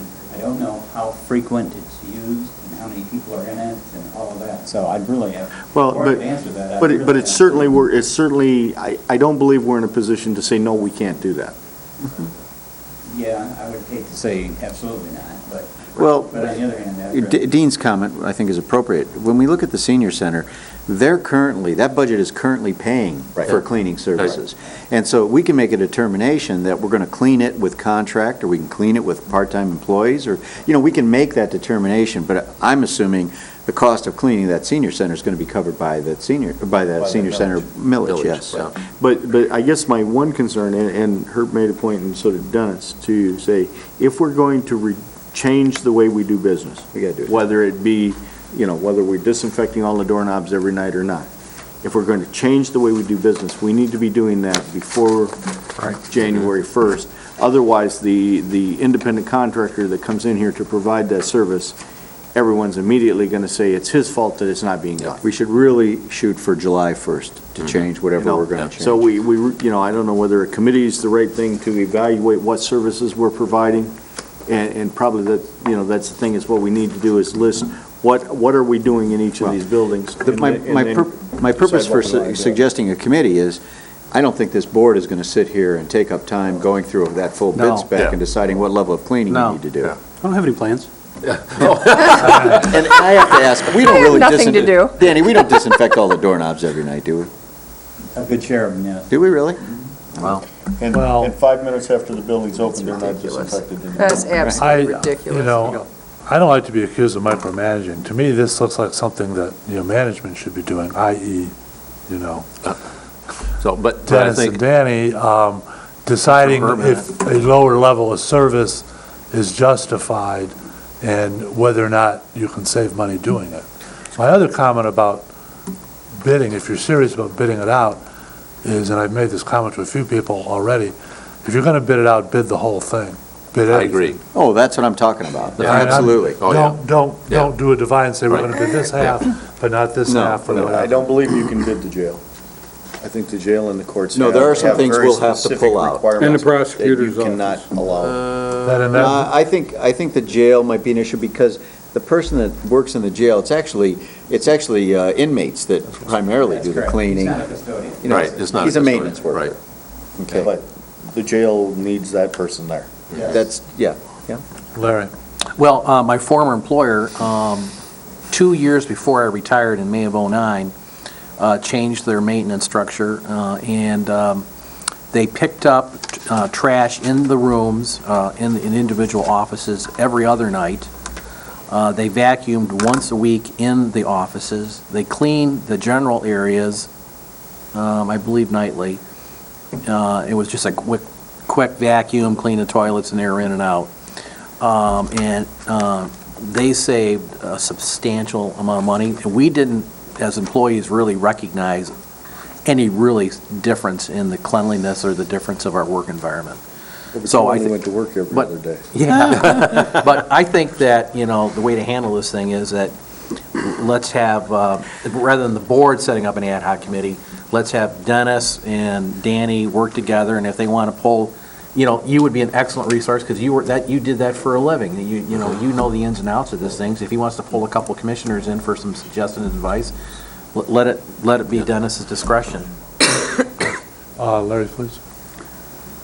Dennis, what other employees or groups of employees are we going to look at taking bids for their services?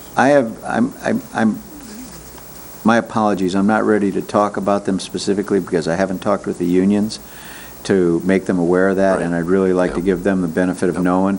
But I have talked with department heads, and I have at least 2, perhaps 3 others that look pretty solid that we're going to be able to bid out still this year. But I expect there'll be more before we get done. But I apologize, I can't give you more than that, but I really do want to talk to the employees and the unions before I talk about it publicly. Well, just the reason I asked that question is because I wonder why we start with the custodial staff. And I voiced my opposition to this last year. It's all the little things you don't think of that aren't in the contract People that in you the get to pay building. extra. Yep, people in the building at night, you know, when you've got open doors for meetings. Yeah, you raised good points last year. I think the answer to why we did it is because in my discussion with the department head, it appeared that it was an area where there could be a significant savings. And remember, and we don't have that situation now, but we had a situation where we had 11 or 12 employees not being supervised. We don't have that situation now. You know, Mike is here. And so it made sense to me, and it still makes sense to me. And it's not that we're picking on employees. I mean, you know, we look at it and we said, this looks like it has the potential to save money. And, you know, commissioners, 6 positions, we bid out half of the buildings and it saved $50,000, you know, or more. And so, Well, I think there's substantial savings that could be saved in a lot of other areas in the county. Yep. With, I can think of a lot of employees, there isn't any special requirements. I mean, we could call, was it Kelly Girls or whatever? And go that way. You know, and that's the reason I asked the question, and I would hope if we're gonna take another bid on custodial services, that we're gonna look at everything. Well, we will look at everything, but I don't think everything is conducive to be bid out. And I think we have to take this at a step at a time. The board has won me over with the sense that they've given me that collectively you believe we have to look at alternative ways to provide services if they're cheaper. And I'm embracing that idea. I believe that there are things that we could do more cheaply. And, you know, if we can do it internally cheaper and compete, then that's fine. Yeah. But there are times when we just can't do that. And, you know, unfortunately, some of these jobs are more conducive to bidding out. That's, you know, so. Commissioner Fleece, I agree with you, and I want to hear all your ideas on how to save money. I'm looking at, you know, the $712,000 shortfall this year, added to the fact that we're spending over $600,000 out of fund balance. You know, it's $1.3 million just right there that next year we got to come up with. So we need every idea possible, and you know, I think we can't cut fast enough and big enough from some of the numbers I've been hearing and proposed cuts we're hearing. I think it's very important. It's really big in my mind that we gotta find it, because you know it's not like it's in our salaries or something. You know, but we gotta find it, and I appreciate that you have lots of ideas, and I can't wait to hear them. I think we're at the point where we in this discussion we could entertain perhaps having staff come up with some suggestions. Well, I think Dennis's answer was adequate, you know. He obviously wants to talk with his staff, he wants to talk with the unions and so forth, and I'm satisfied with that. I understand. If I could also say, I think this is a function of this Budget Ad Hoc Committee going forward to have those discussions about where, you know, if it is possible to, you know, to bid out certain services, that's someplace where it could be discussed. So, Jason, did you have a comment? Do we need a motion to direct the administrator to sit down with him? I mean, it's part of his job anyway. So. I think it's part of my job. No, just deal with it as you wish. Well, I was going to just respectfully disagree with you that this should be a function of the Budget Ad Hoc Committee as you go forward, you know, talking about next year. And I guess I'll voice my concern when we get to that to that subject. Okay. So just to make a comment that one of the reasons why I specified that you might want to set a salary wage in there is because it would make it conducive to when the new contractor comes in, that one of the things you put in the contract, that your current employees would have the number one priority for receiving jobs, and it makes it more conducive to retain those jobs if you set a wage structure in there. I don't get that one. Yeah, because, you know, it could be, it's just one of those things that needs to be discussed. I put this out for discussion. Right. Yeah. That's what it's for.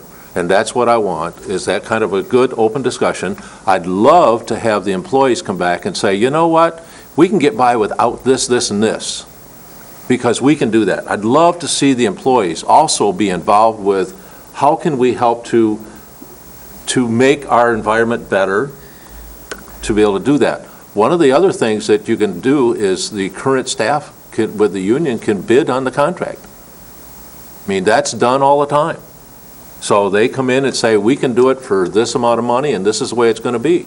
I mean, school systems are going into this thing, and colleges and universities are all doing this whole thing all over the United States. And that's one of the things that they're finding out, is that, you know, so to answer your question, there are opportunities. You know, it's not just a cut and dried situation that here's what we're going to do. You can do that. If that's with the board, we set policy. Our job is to set policies. And that's what I'm looking at.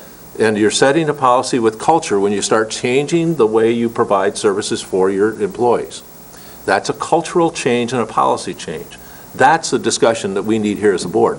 How we go about for doing the bid and all that kind of stuff, that should be Dennis's job. So there's two different things that you're going to be dealing with that there. Maybe. Maybe. Yeah, exactly. Yeah, maybe. You're not going to be convincing me to have unions go out and bid. Well, but it's done.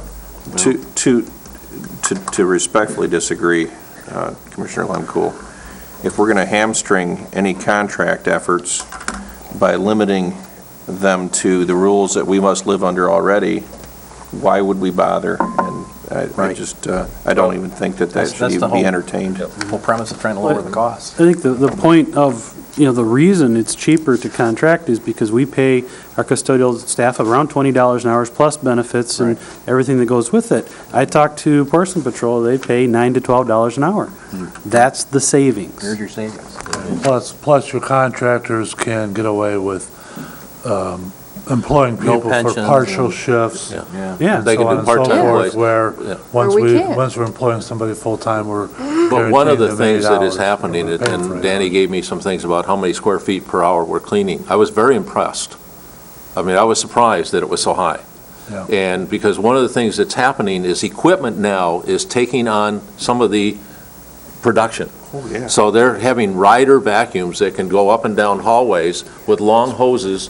They vacuum out the office and continue going down the hallway to vacuum out and they also are going into robotics. So, the contractors are really out in front in trying to figure out how do we reduce costs, because they're being demanded by building owners that you will reduce costs because we are being pressured by the economy that we have to reduce our per square footage cost. And that's all we're doing.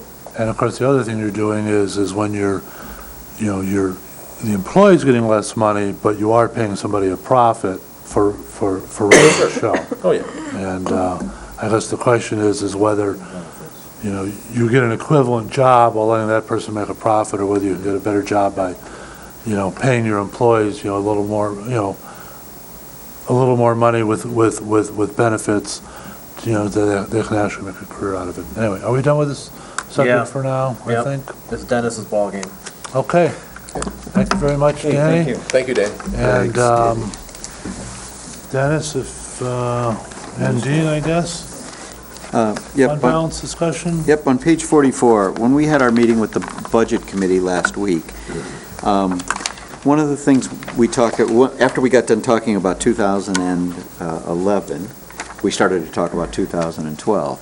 And one of the obvious issues that comes up in 2012 is the use of fund balance. And last year during the budget process, a majority of the old board identified about $1.3 million in fund balance that was available in excess of the 18% upper limit that we set for keeping a fund balance.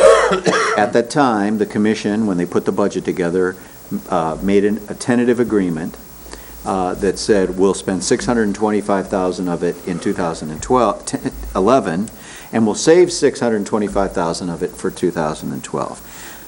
So as we were having this budget discussion and some discussion I had with new commissioners, I raised the question, well, this is our budget situation in 2012, if that is still in place. If this board says, no, we're not following through with that $625,000, we're not going to use fund balance, the game changes, and it changes the amount of money that we have in a deficit by a significant amount. So the Budget Committee, I think, agreed with the fact that we needed to get to this board, which I think the chairman had tried to do a couple of months ago, or at least mentioned.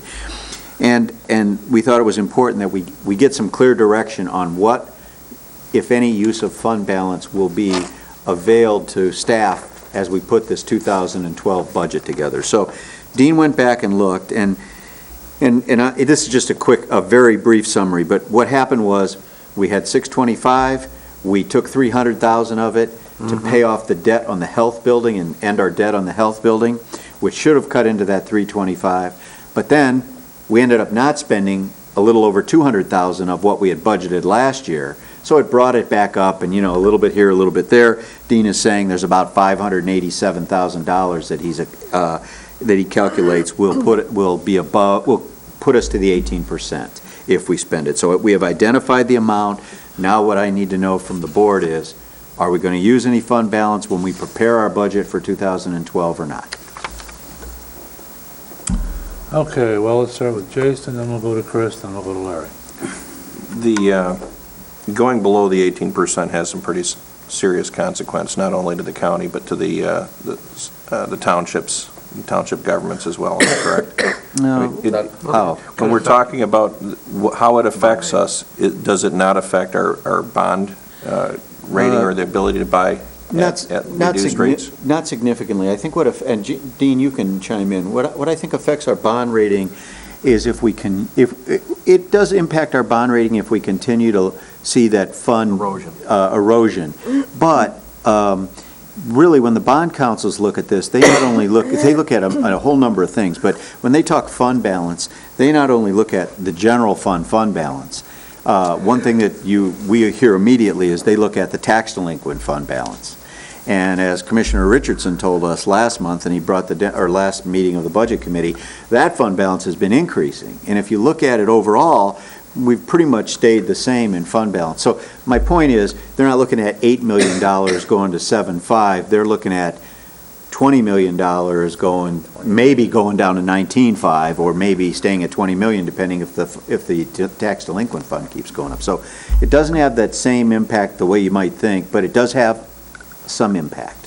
Okay. But the other thing I would have to tell you is there's no law, there's no set standard of what an acceptable fund balance is.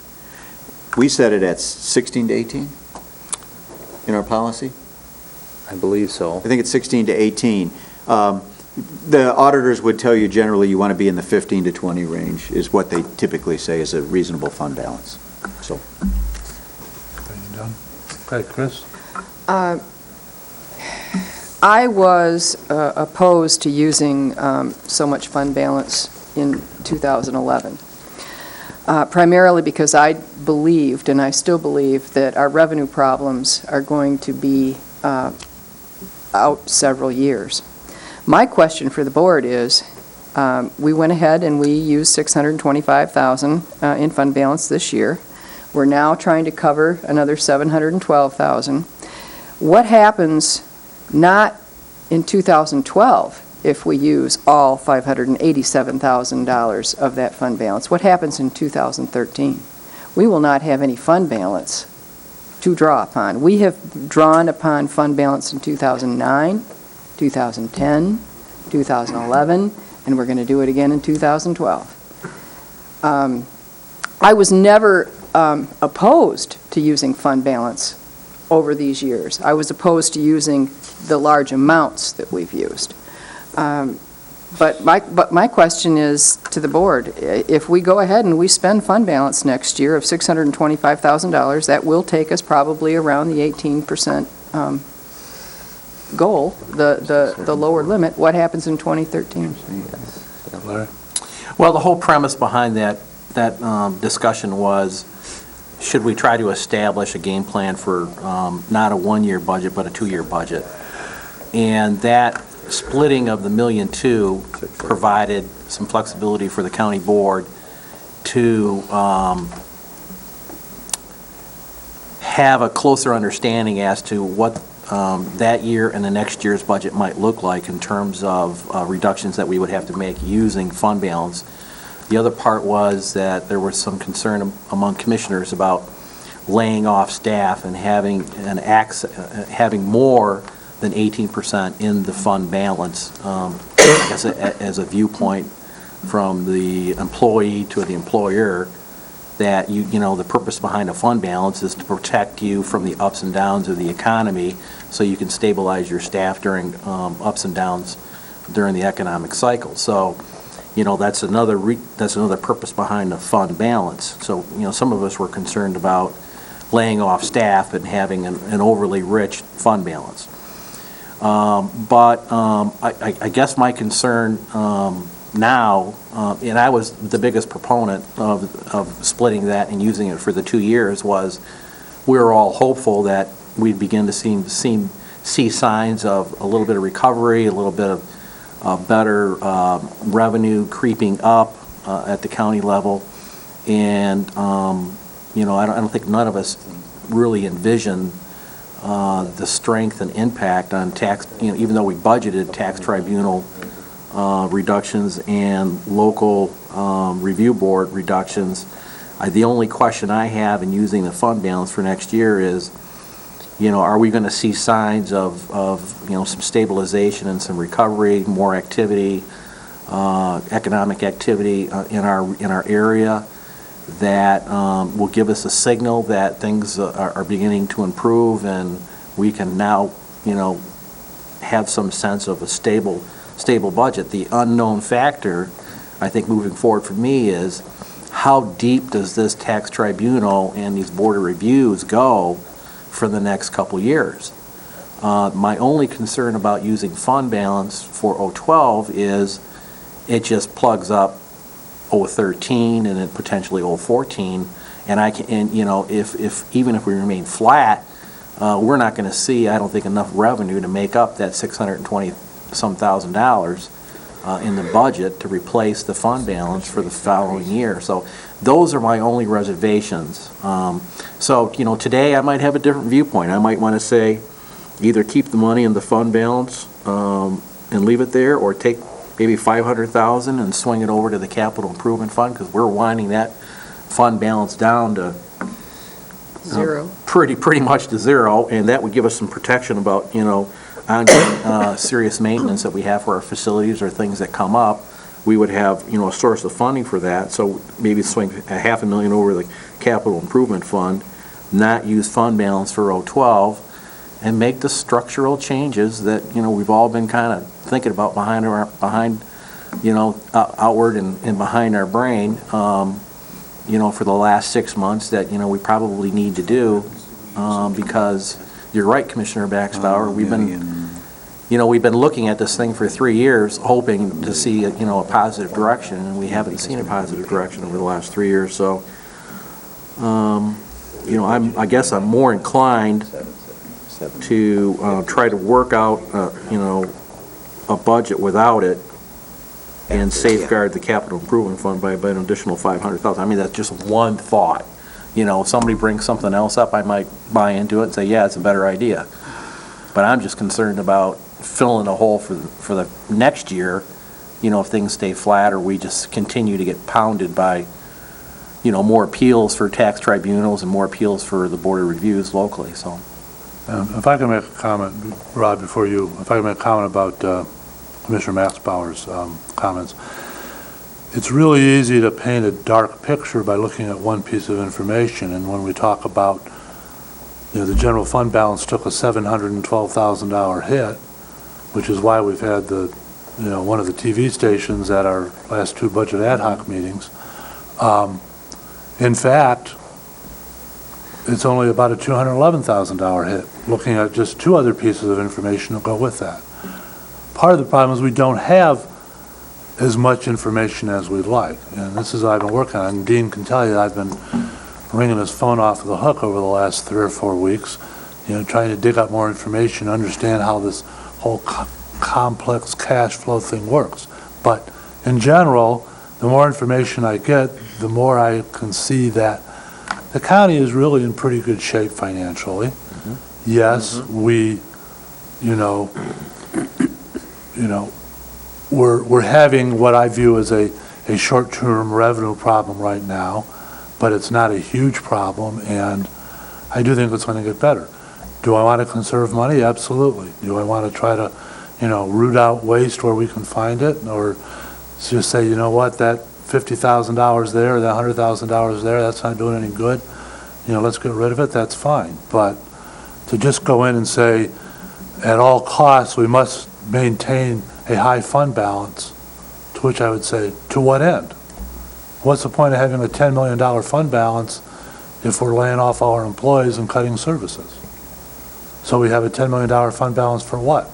So we can brag we have a $10 million fund balance? Doesn't make any sense to me. Rob? I certainly appreciate that. I think fundamentally, as Americans, our country has a problem. It starts right up with the federal government of spending more money than we have coming in. And it goes right down to the average American having a large amount of credit card and other debt that is financially not wise when you talk to financial professionals.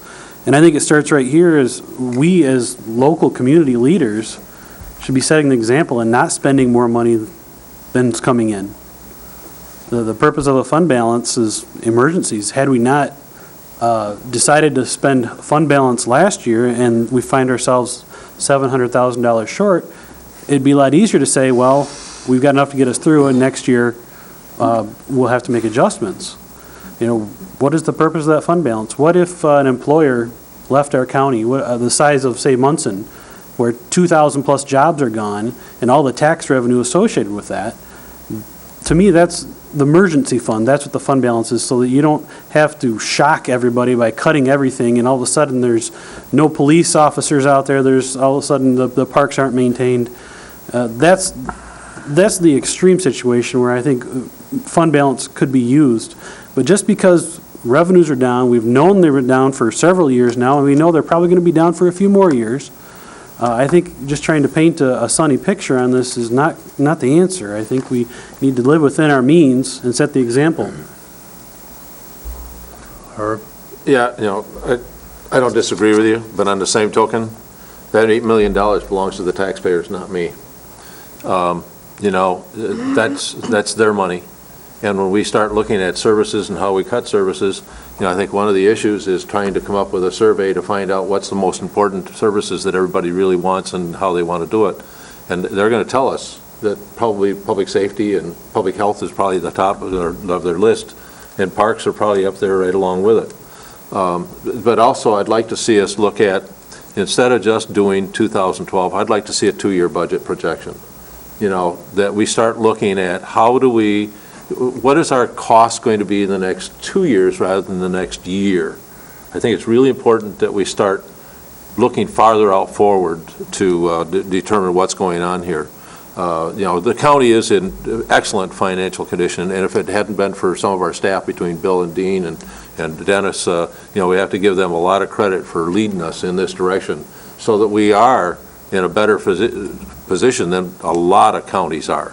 There's a lot of counties that are really, really reeling under this thing. The other thing I'd like to say is that Garfield Township's comment last night that the top 5 taxpayers in Garfield Township are all heading to the tax tribunal. Yeah. So they've all been, the applications are going through there. So, I mean, we're not seeing, it's not, the tunnel's still dark. We don't see the light yet. Dick? Well, as a reply to your tribunal cases, 2 or 3 of those top taxpayers are utilities, and they always go to the tribunal. Oh, yeah. But other than, I'm not nearly I don't want to use fund balance, and I'm not nearly as afraid of the shape that the county's in. But what we've really got to watch is what the rest of the country's going to do to us. And that's why we've got to be careful, more than anything else. Chris? Well, correct me if I'm wrong, Dennis, you're asking for direction from the board whether or not you should factor fund balance into your budget projections? That's correct. Is that the question? Yes, it is. And I don't think we've answered that yet, have we? He's making notes. How about a motion to carefully use it? That doesn't tell him anything. We should get some. I have a point that's going to hit us in 2 ways. Okay, first of all, in the next couple of years, we're going to start seeing the interest rates go up, like it or not. Yep. We have inflation on the way. Okay, that's going to hurt us in a couple of different ways. Number one, if we don't have the money, it's going to cost us more to not have the balance. The other thing is that $300K that earlier this year, the $300,000 that we deferred by not paying into the retirement, that's going to cost us if the interest rates go up as well. And is that $300,000 not a part of this $587,000? I mean, if we had paid that, then we'd be back another $300,000. Am I correct? Would be another $300,000 Correct. short. Yeah. But I don't understand your comment that if interest rates go up, it's going to impact us. Where do we hold this money? What money? The fund balance. Where is this? Where is It's this? invested. It's invested. Okay. And it's invested in presumably some form of balanced. There are limitations in how it can be. Primarily treasury investments. And it's going to be affected by interest rates. It's going to go up. It would Exactly. And if we don't have the money there, we're losing the interest that we'd be making Absolutely. on that as well. That's right. And covering the other side of it, which we're going to be paying for inflation. But if we have $8 million and we're investing it currently at 1%, and at 1.5. No, 0.5%. 0.5%, and we have $7 million and we're investing it at 2 or 3 or 4 because of inflation, we're going to make a lot more interest. But if we had the 8 million at 2 or 3 or 4? Of course. But what you said was, you inferred, or you commented about somehow on our retirement money, if we didn't have that 300,000 and the interest rates. And my point is that with the retirement money, we would not have put that extra 300,000 in there. You're right. But we would make a lot more money on the interest in the fund. Yeah. But you are right. If there's less money in the fund balance and we spend it, that's less money that we can invest. I'm a little backwards on the 300 though, I acknowledge that. Okay. Sonny? Well, I guess, I'm not sure that it's our purpose to sit here and put money in the bank, take taxpayer money and put it in the bank. I think what we're charged to do is provide services to this community. I personally, whether $600,000 or $500,000 or $250,000 is the right number of the fund balance to use, I'm willing to have all of those discussions. But I also have to remind you, just because we budget the money doesn't mean we have to spend it. Because we draw a budget, and we do not spend 100% of our budget under any circumstances in a year.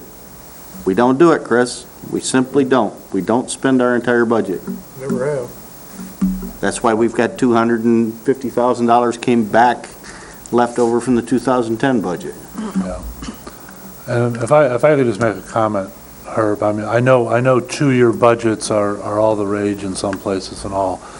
I've never tried to deal with a 2-year budget. I know how much I struggle dealing with a 1-year budget. I mean, here we are, we budgeted basically 8 months ago, and we're already been scrambling around the last month here to deal with, a projection that we made 8 months ago that turned out to be wrong. When we budget this fall, we're going to be dealing mostly with information that's a 1.5 years old already. I've just been trying to get information from Dean and Bill Rokas on things that just happened a month ago, and they're still totaling up the books and so on and so forth. I mean, it's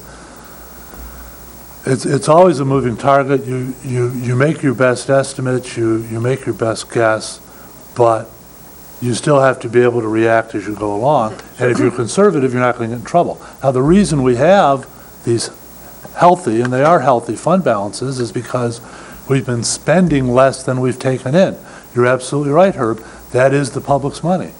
So if we take a couple of years and spend a little more than we take in, as long as we don't do that for 10 or 15 years, or as long as we don't try to spend, 10 years accumulation in 1 year, I don't think we're going to get in trouble. But, to answer your question, I think it's really important that, first of all, I think we ought to spend the fund balance in this next year's budget. But the reason why I said 2 years is because we start addressing the structural problem that we have in our spending, but we can't do it, chop it right off and stop doing it right now. I think it's important that we give Dennis and Dean that, hey, go ahead and spend this fund balance, but start to address some of these structural issues that we've created by overspending in some of our budgets, and let them try to be able to do that. I honestly think that, especially over the last year, or really over the last 2 years that I've been here, I think this board is doing a pretty good job of putting the brakes on. I mean, it's you can't, it's a speeding freight train going down a hill. You're not going to stop the thing dead in its tracks. But we have made some real changes that, are saving us money. I'm sorry, Dennis, go ahead, and then Dick.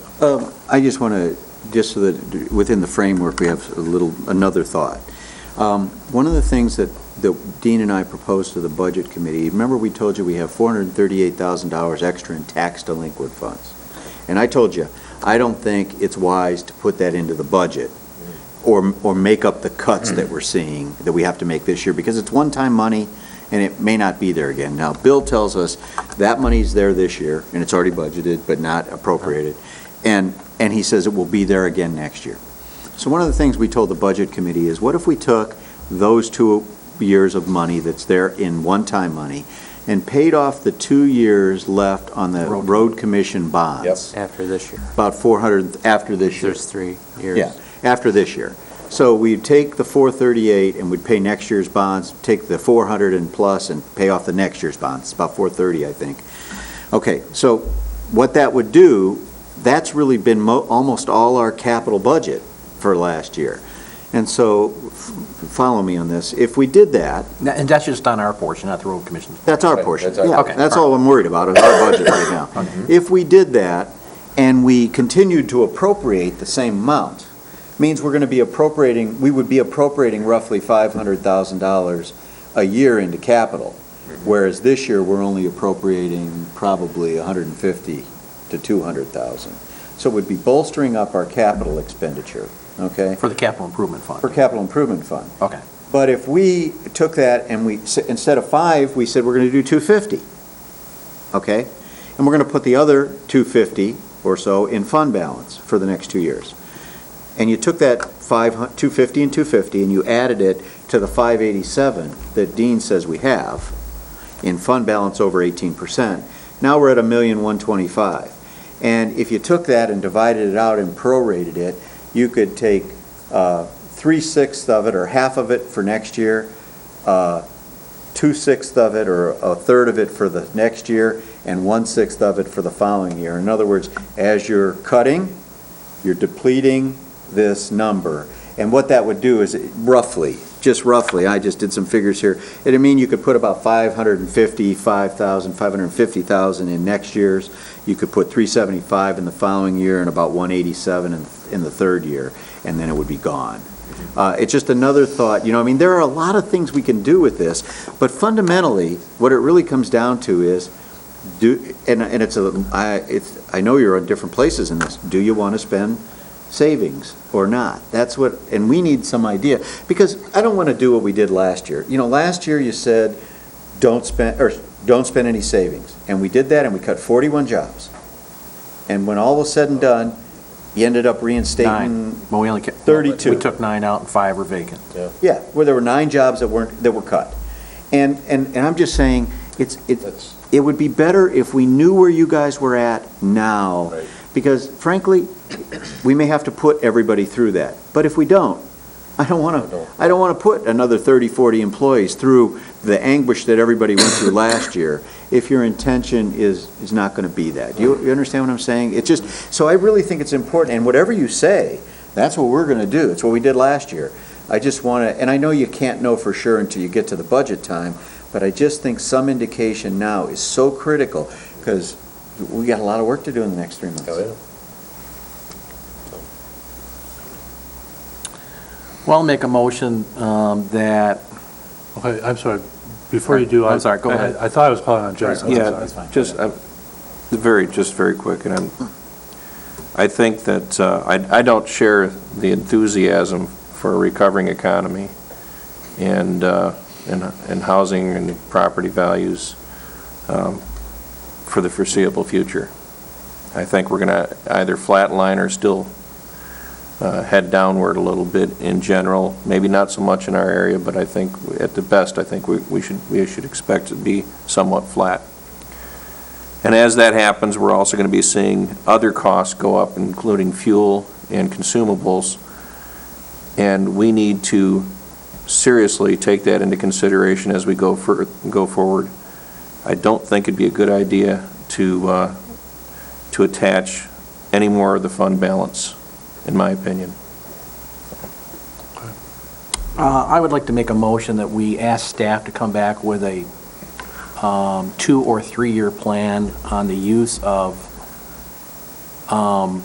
additional capital or fund balance for a 2 or 3 year period and present that as guidance for the board to consider for the 2012 budget at the regular Ways and Means meeting for this month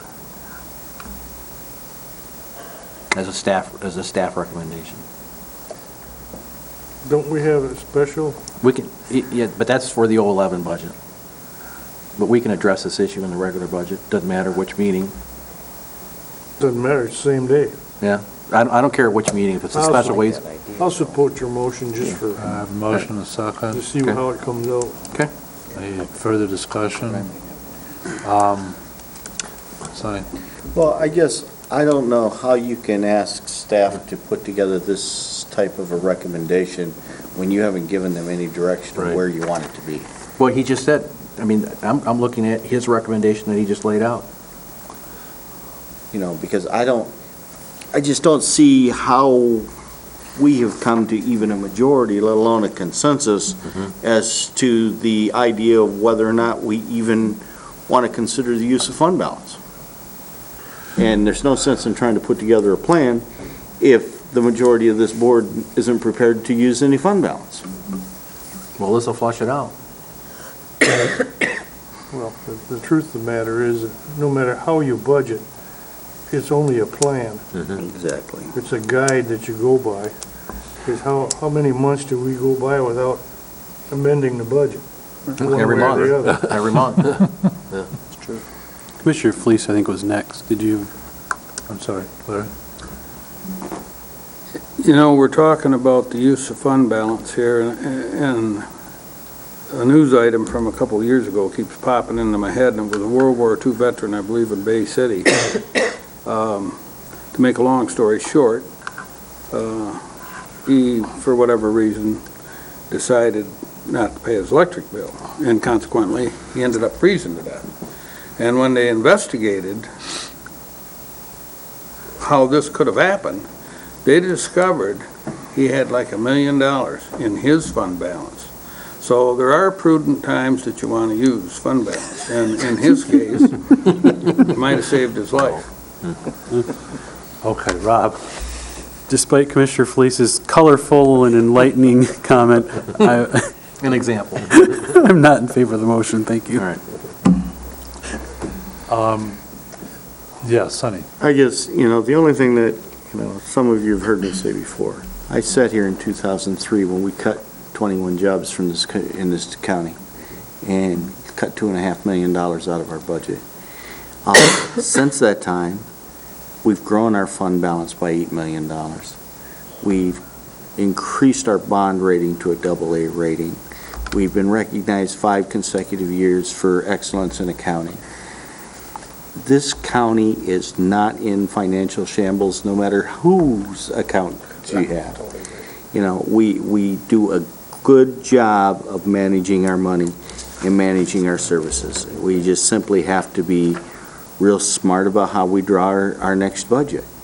But the numbers on the paper, as far as whether that's money that's in fund balance or if it's money that's revenue, it's still money we have in our pocket. And when I spend money out of my pocket, it really doesn't matter whether it comes out of my right pocket or my left pocket. It's still money that I had in hand.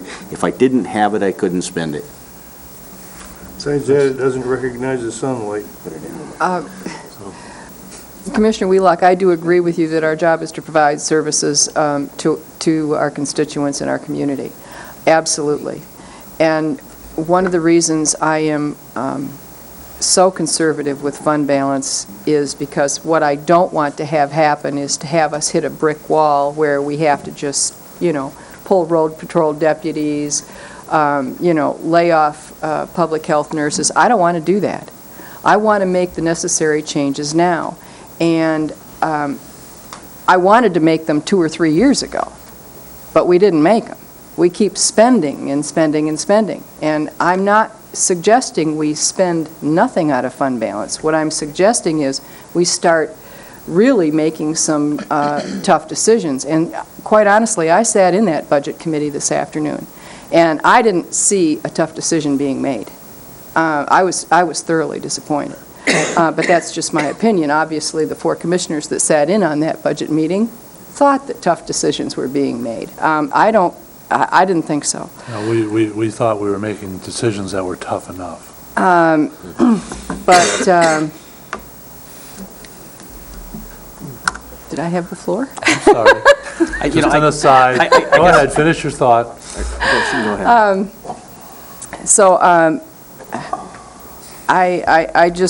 I'm not comfortable with using all $587,000 in fund balance. No. I like to if I could just make a comment, I'm not sure where this 587,000 comes from. I'm sorry, Because what was we're, the number? well, no, it was a number that. 587. But it's, you know, I mean, even that's like, who knows what that number is going to be come August or September. Go ahead, Larry. Right, 2 points. Number one is that, to respond to Commissioner Max Bauer's opinion about the Budget Ad Hoc Committee, the role was, it was set up to bring certain recommendations back to the board for the balancing out of the 2011 budget. It was not set up for doing major structural changes and bringing them back to the board. We all agreed that we would do that starting in June or July for the 012 budget. So we did exactly what the board directed us to do, and those are the recommendations coming back. We're just fortunate that there were a number of circumstances out there that staff had analyzed that made that process a lot easier than coming back and, laying people off and making structural changes. We said in that budget committee meeting that that will be done and discussed as a part of the 012 budget, which we'd like to start sometime fairly soon. Now, the issue regarding the motion on the floor is, based on what Dennis is saying as a potential analysis, is that he's winding down the use of fund balance over either a 2 or 3 year period to get to the 18%, along with, his discussion that he wants to further have with the board about structural changes within our budget that will occur over a 1 or 2 year period. I think that's perfectly acceptable to examine. And so that's why I think that we should give consideration, at least looking at what staff has in mind for the use of fund balance and additional capital that might come into the fund balance over the next 2 years, as long as we don't fall below 18%, and it's combined with structural changes that we can make over the next 12 to 24 months. Again, I will just say, my biggest concern about using fund balance, and I'll probably vote for this, just to see what they come back with. It's not saying we're going to accept it, we're just asking them to come back with it at Ways and Means, is the ongoing effect of tax tribunals and boards of review. So, Rob? Which could change the whole game. Correct me if I'm wrong, the motion on the floor is to instruct staff to come up with a multi-year plan for spending the rest of our fund balance. We'll read the motion before. We'll read it right now then. Well, I think Larry wants to make a comment, and then we'll read it. Yeah. I think Dennis It was not asked to go below 18%. a pretty legitimate question. He said, the exercise in futility that we went through with the 2011 budget, where we notified like 41 employees that maybe they were going to be gone, and you get all the tensions and so forth. And his request, if I understood him correctly, was tell me where you want to go this year, or give me an idea. Do we want to look at some deep cuts, or for 2012, excuse me, or where do we want to go? Well, my suggestion would be to the board that we ask Dennis and Dean to come up with a plan that they feel that would be prudent, with maybe using the least amount of fund balance without creating havoc amongst the employees, decreasing our services, but just some common sense suggestions that they could bring back to us what they think. And part of my motion was that it would not fall below 18%, to clarify Commissioner Hinchel's. Okay, that's what I was saying before you cut me off. I'm sorry. The motion, as I understood cut you off. it, was to spend the remaining fund balance down to 18%. So 500 and some thousand, I heard the number. So if you're voting in favor of this motion, you're saying we want a plan to spend the rest of it. Down to 18%. Over 2 to 3 years. Over 2 to 3 years. They have $1 million. Of one particular Yes. fund at 18% of what is budgeted. Okay. Okay. At which point, if this plan was to be followed as suggested at the end of those 2 to 3 years, and we're at 18%, and we have another problem like we did this year, you're at either putting our financial rating or bond rating at risk by going under the 18. No, I think Dennis already said that's not a magic bullet. Okay.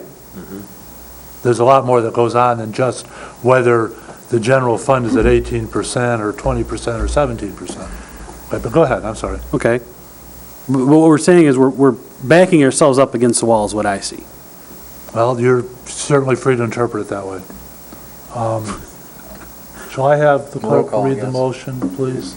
Yeah. I would prefer if Commissioner N could repeat it, as I lost him after. My motion Doesn't was, remember. my motion was to direct staff, that was Dennis and Dean, to come back at the regular Ways and Means meeting for this month with a proposed plan for the fund balance for the next 2 or 3 years under a couple scenarios that he has outlined already today, and the use of that fund as long as it does not fall below 18% of our expenditures. Okay. Yes. Why is 18 important?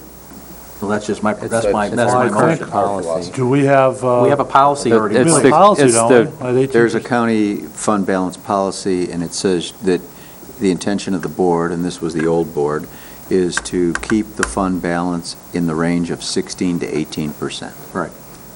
Wasn't county that a policies. recommendation of an auditor, too? No, that was. It was our recommendation. Your recommendation? Yeah. Well, I think we have a standing policy that wouldn't go below 18% is our policy. That's what I heard. Yeah. Our policy is 18%. I don't recall the, It's 18 to 20. I can go grab it. It's 18 to 20 See if I can right now, find it. and it would not fall below 18%. is I our would like policy. to, Dean, why don't you go try to find it? I really think it's important to know Wait, that. wait, I think Chris has a question for Dean. And then, you know, I Okay. just- No, that's all right. He'll know the answer when he And comes then, back. and just so the commissioners know that as a part of the fund balance recommendation from staff, as long as we don't go below 18%, is that, you know, 012, we would strategically have reductions in expenditures to balance out the budget. Right. They And go then again, together. if you come back to me, I'm saying there's, well, at the end of 2010, there was $8.1 million in the general fund balance. There's another 12 million plus in the tax revolving fund, which has no legal distinction different than the general fund balance, except that it wasn't all cash. But the point is that it's not like there's this one little piece, and once it's gone, you know, we're all history. So anyway. Okay, are we ready to vote then? Yep. Yep. Okay, by roll call, please. Commissioner Thomas?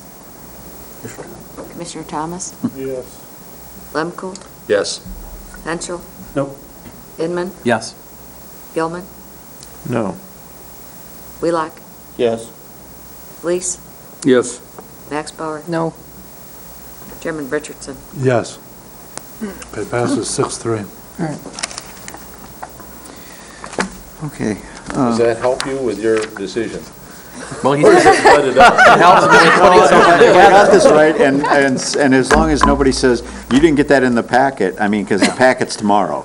But we're going to do our best to have it in the packet for you. We'll have some recommendations. We'll get you something you can talk about. Packet tomorrow. For Ways and Means? For Ways and next week? Means. It's next week. Okay, oh, I'm following you, okay. You gotta mail You it said you out a wanted week to- ahead of time. Yeah, I'm we got to sorry. mail it out, yeah. I mean, you know, okay. We'll have you something.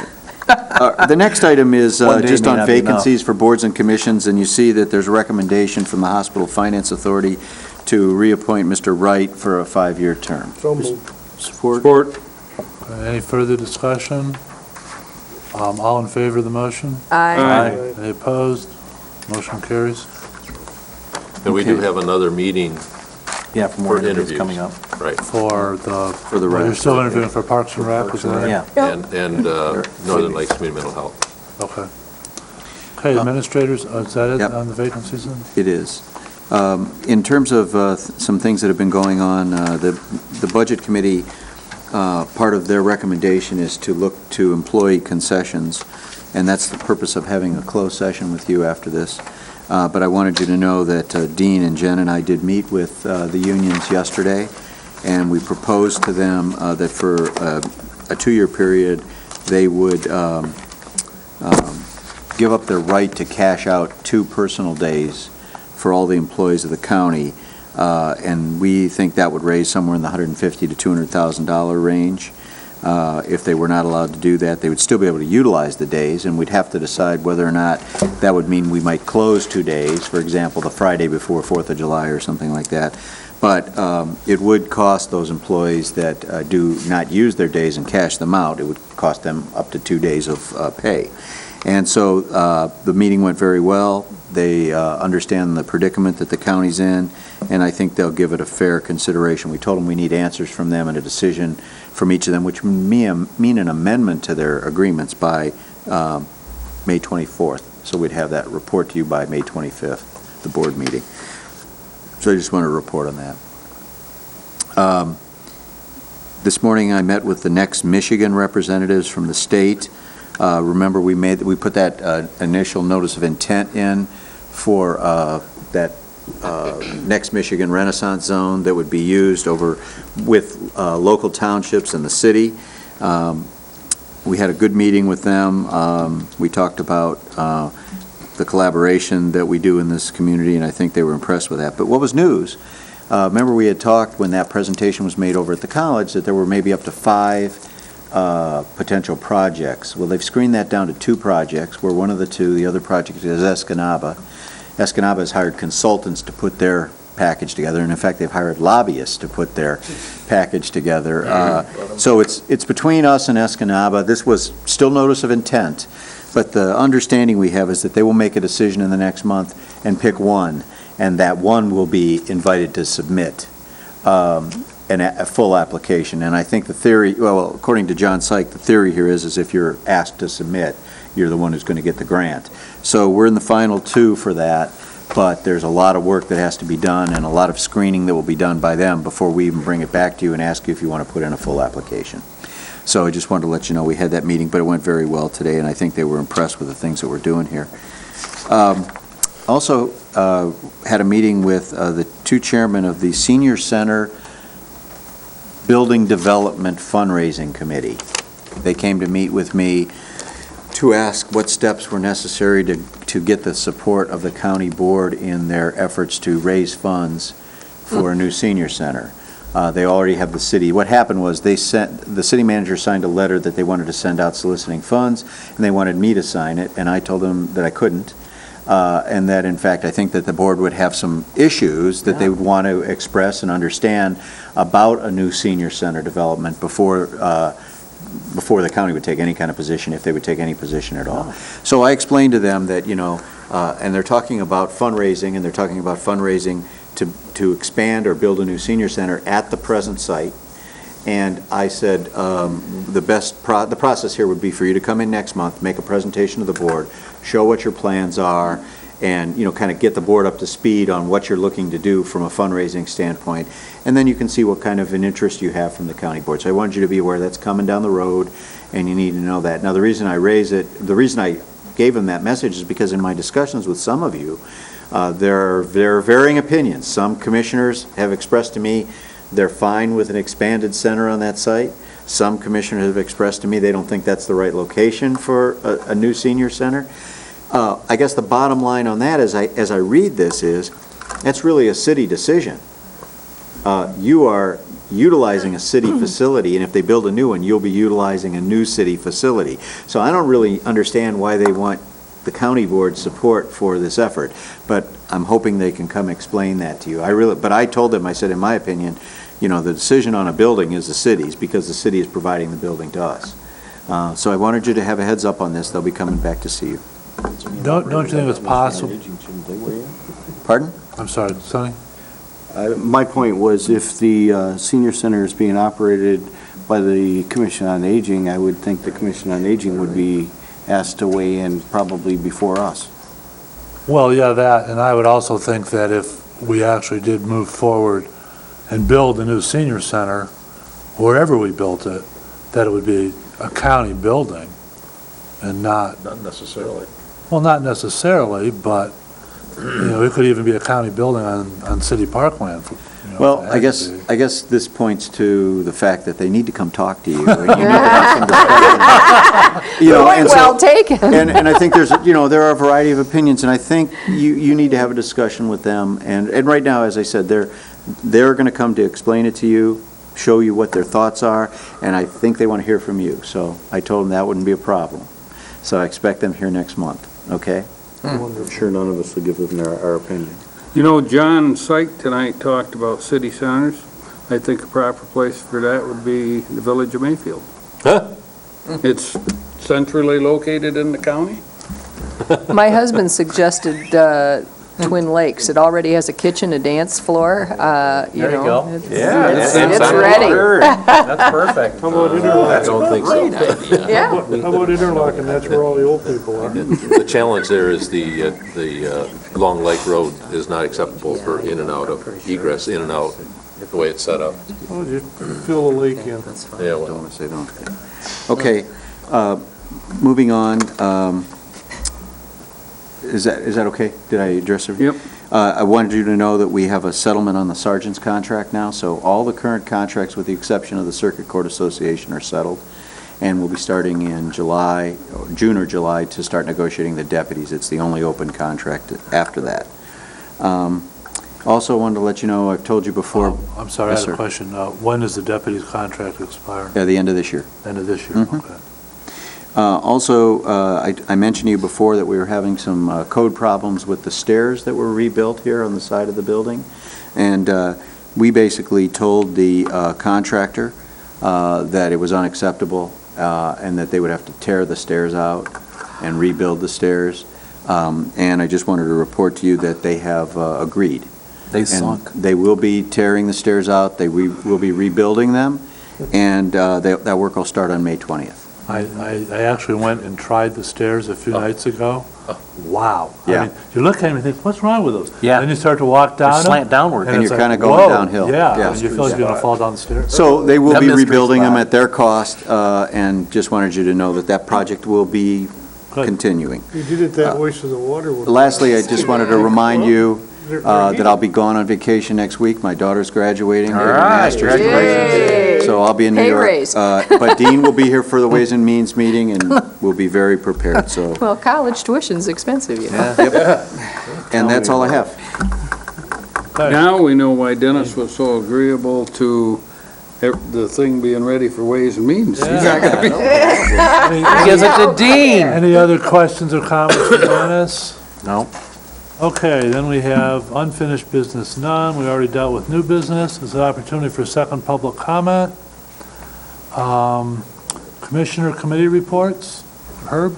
Yeah, I got a couple of things here on my list. One is the email that we got from Daniel Kostrava about Chris and I both got phone calls on that. Oh, yeah. About his personal property tax, and it's like, you know, Dennis, I appreciate your comments back and forth. I hope that somebody's been in contact with not only Dan, but also the contractors out of North Carolina. I thought that the last meeting we had, that we told them no more phone calls. Yep. And they're still making phone calls. Yeah, evidently they were. As soon as I got your email this morning, I contacted Lori Spencer. She recontacted the company in North Carolina and reaffirmed no more phone calls. And they assured her they would not. She also put a call in to this gentleman to talk to Good. him. And I think I sent you all copies of the email that she sent me, so you should have that. So she's going to work with him and try to get I that told done. Dan that I would bring it up tonight's meeting to make sure that everybody was aware that no more phone calls, please. So the other thing, I just want to let you know that Monday night I attended the graduation ceremony of the firefighter 1 and 2 class of 2010-2011. Quite a number of group of people from Grand Traverse Metro, rural, Milton Township, Peninsula Township, Frankfort, Elmwood, and Benzonia all had quite a class of graduates, and it was kind of a very formal and very enlightening graduation ceremony that I thought was very interesting to have them do that. The other thing is Garfield Township was notified that the Rec Authority, they will become the fiscal agent for the Rec Authority, that the city is turning it over to them for their fiscal year time, which is July. Also, they made comment, and I don't confirm this, but the Frankie Road money is now back into the Frankie Road with $300,000 for some reason. So they think that that's back on the fast track to get it done. They got part of it changed back. So some part of it was changed back into it, so. And then also on the 27th of May, The Metro Station 12 will be staffed. They will start the double staffing the week before that, but they will start to put the staff in there, which I think is rather really exciting. It's going to be open, and it's going to be a great station. And then they also established their boundaries that will include now all of Garfield Township will be serviced by Metro Station 12. So which takes away some of the boundaries from where Blair was covering. And so they are notifying the central dispatch that they will be taking on all the calls from that particular area. Station 11 and Station 12. Well, yeah, 11 and 12, but 12 will be taking that responsibility, because that's all of West Silver Lake Road on that part of Garfield Township, which has been serviced by Blair Township, and the comment was they've done a very good job of it. But just it's one of those things for central dispatch. It makes it easier by going by boundaries to make that happen. The other thing is that a couple of months ago you were all given an email about the conservation district. We would like to set a time to be able to have everybody kind of go through and do a tour of the conservation district sometime this month or 1st of June. And if I send out an email, or maybe what do they call those, doodles or whatever, and find out when everybody can do it, I would encourage. Do one of those doodles for you. I think it'd be very beneficial to see all the quality of things that our conservation district is doing, and the number of parks that they are taking care of, and how fiscally they are doing it. It's a very good program. So I would encourage you, if we did put the doodle out, that you would respond back to it and be part of that tour, if you could, please. Okay. Sonny. Just one last reminder, public input process for the solid waste planning amendment expires on the 15th. The solid waste planning committee will meet on the 19th and finalize the amendment to the solid waste plan. It will then come back to the County Board of Commissioners in May. We're hoping to have it on your Board of Agenda for your Board of Commissioners meetings to approve the first amendment to the solid waste plan, and then we will take it to all the townships in June. We've sent letters and drafts and draft resolutions to all of the townships, the villages, and the city, and asked them to put us on their June agenda, and offered to have members of the Solid Waste Planning Committee at their meetings to answer any questions if they have any questions. Coming behind that will be a second amendment to the solid waste plan, which is truly an overview of the county solid waste plan cover to cover. Jason? East Bay Township voted to have a grant request to the Rotary for $5,000 so that they could begin the process for a corridor improvement authority for the Miracle Mile. Now, what this could mean potentially is that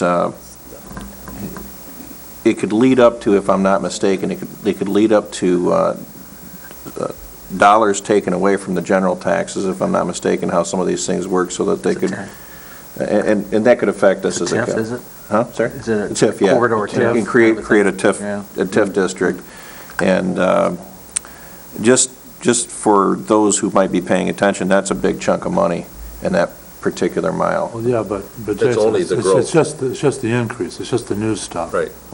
The new stuff that comes in, so. Yeah. Not that I think that TIFs are always a good idea. All right? Mayfield Township's still awaiting their answer on the injection well from the EPA and the DEQ. They've heard nothing, and their attorney believes that the EPA has violated their own administrative rules, which might really present a problem. That's why they think the delay is, so they're still waiting. There hasn't been anything going on, but I did notice, they developed an ordinance, a zoning ordinance on injection wells, and there's some specific laws to that, but the County Planning Commission also approved Mayfield's, plus they've adopted an injection well policy, so, which I think is really good. Well, Dean just went through that laborious exercise. He'll get that number for us. I was wondering if we could hear it.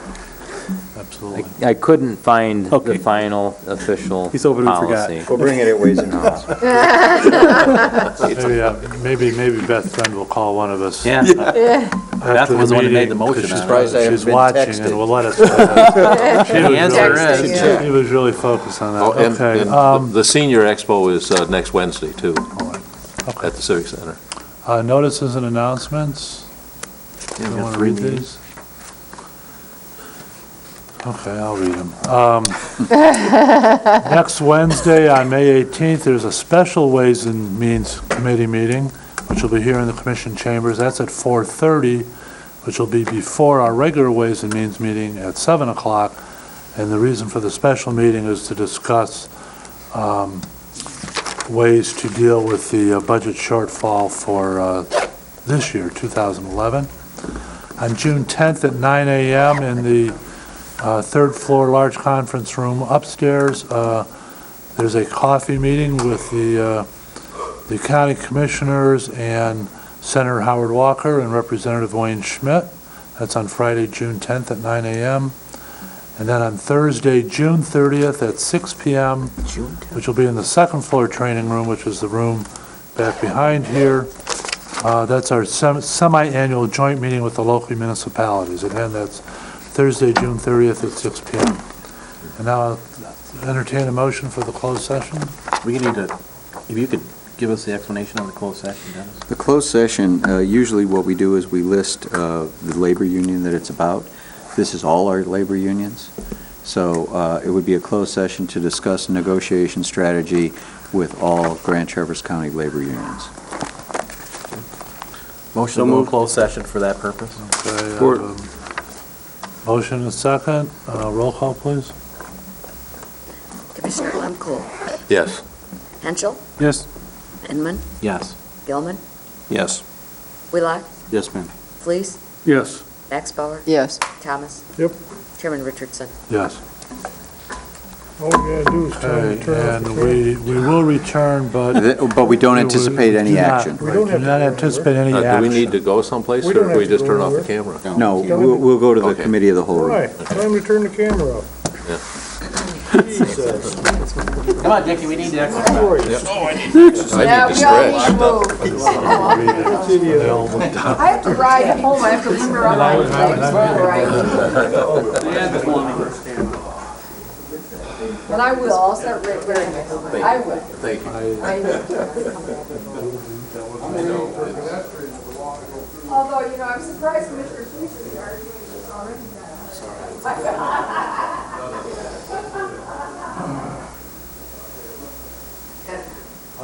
Third of my staff are on zone camp. I've got between people changing jobs and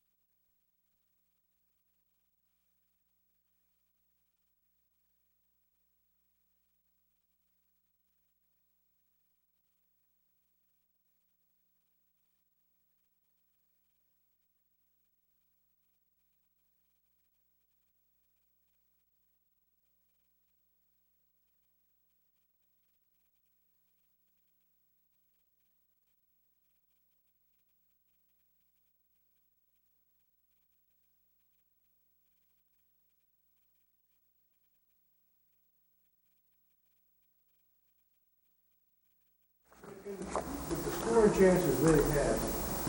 If it hadn't been for that goal, they were sharper. It could have been 15. Boy, they were sure down them, weren't they? Yeah. Yep. Messing with my happy hour. You're happy. It's over with. 3 hours ago. 3 hours Over with happy when I hour. walked in here. Happy hour's over 3 hours ago. My happy hour is over. There's another one at midnight, you know. Was over with when I get the two. I'd have him doing a lot of work tomorrow. Mr. Chairman, I would move that we come out of closed session. I'll support. Okay. All in favor? Aye. Any opposed? Motion carried. adjourn. Support. Support. Aye, aye. He's already got her coat on. So. Herb, here's what I understand. It's only happy hour, man. Hey, I'm not kidding. Oh, yeah.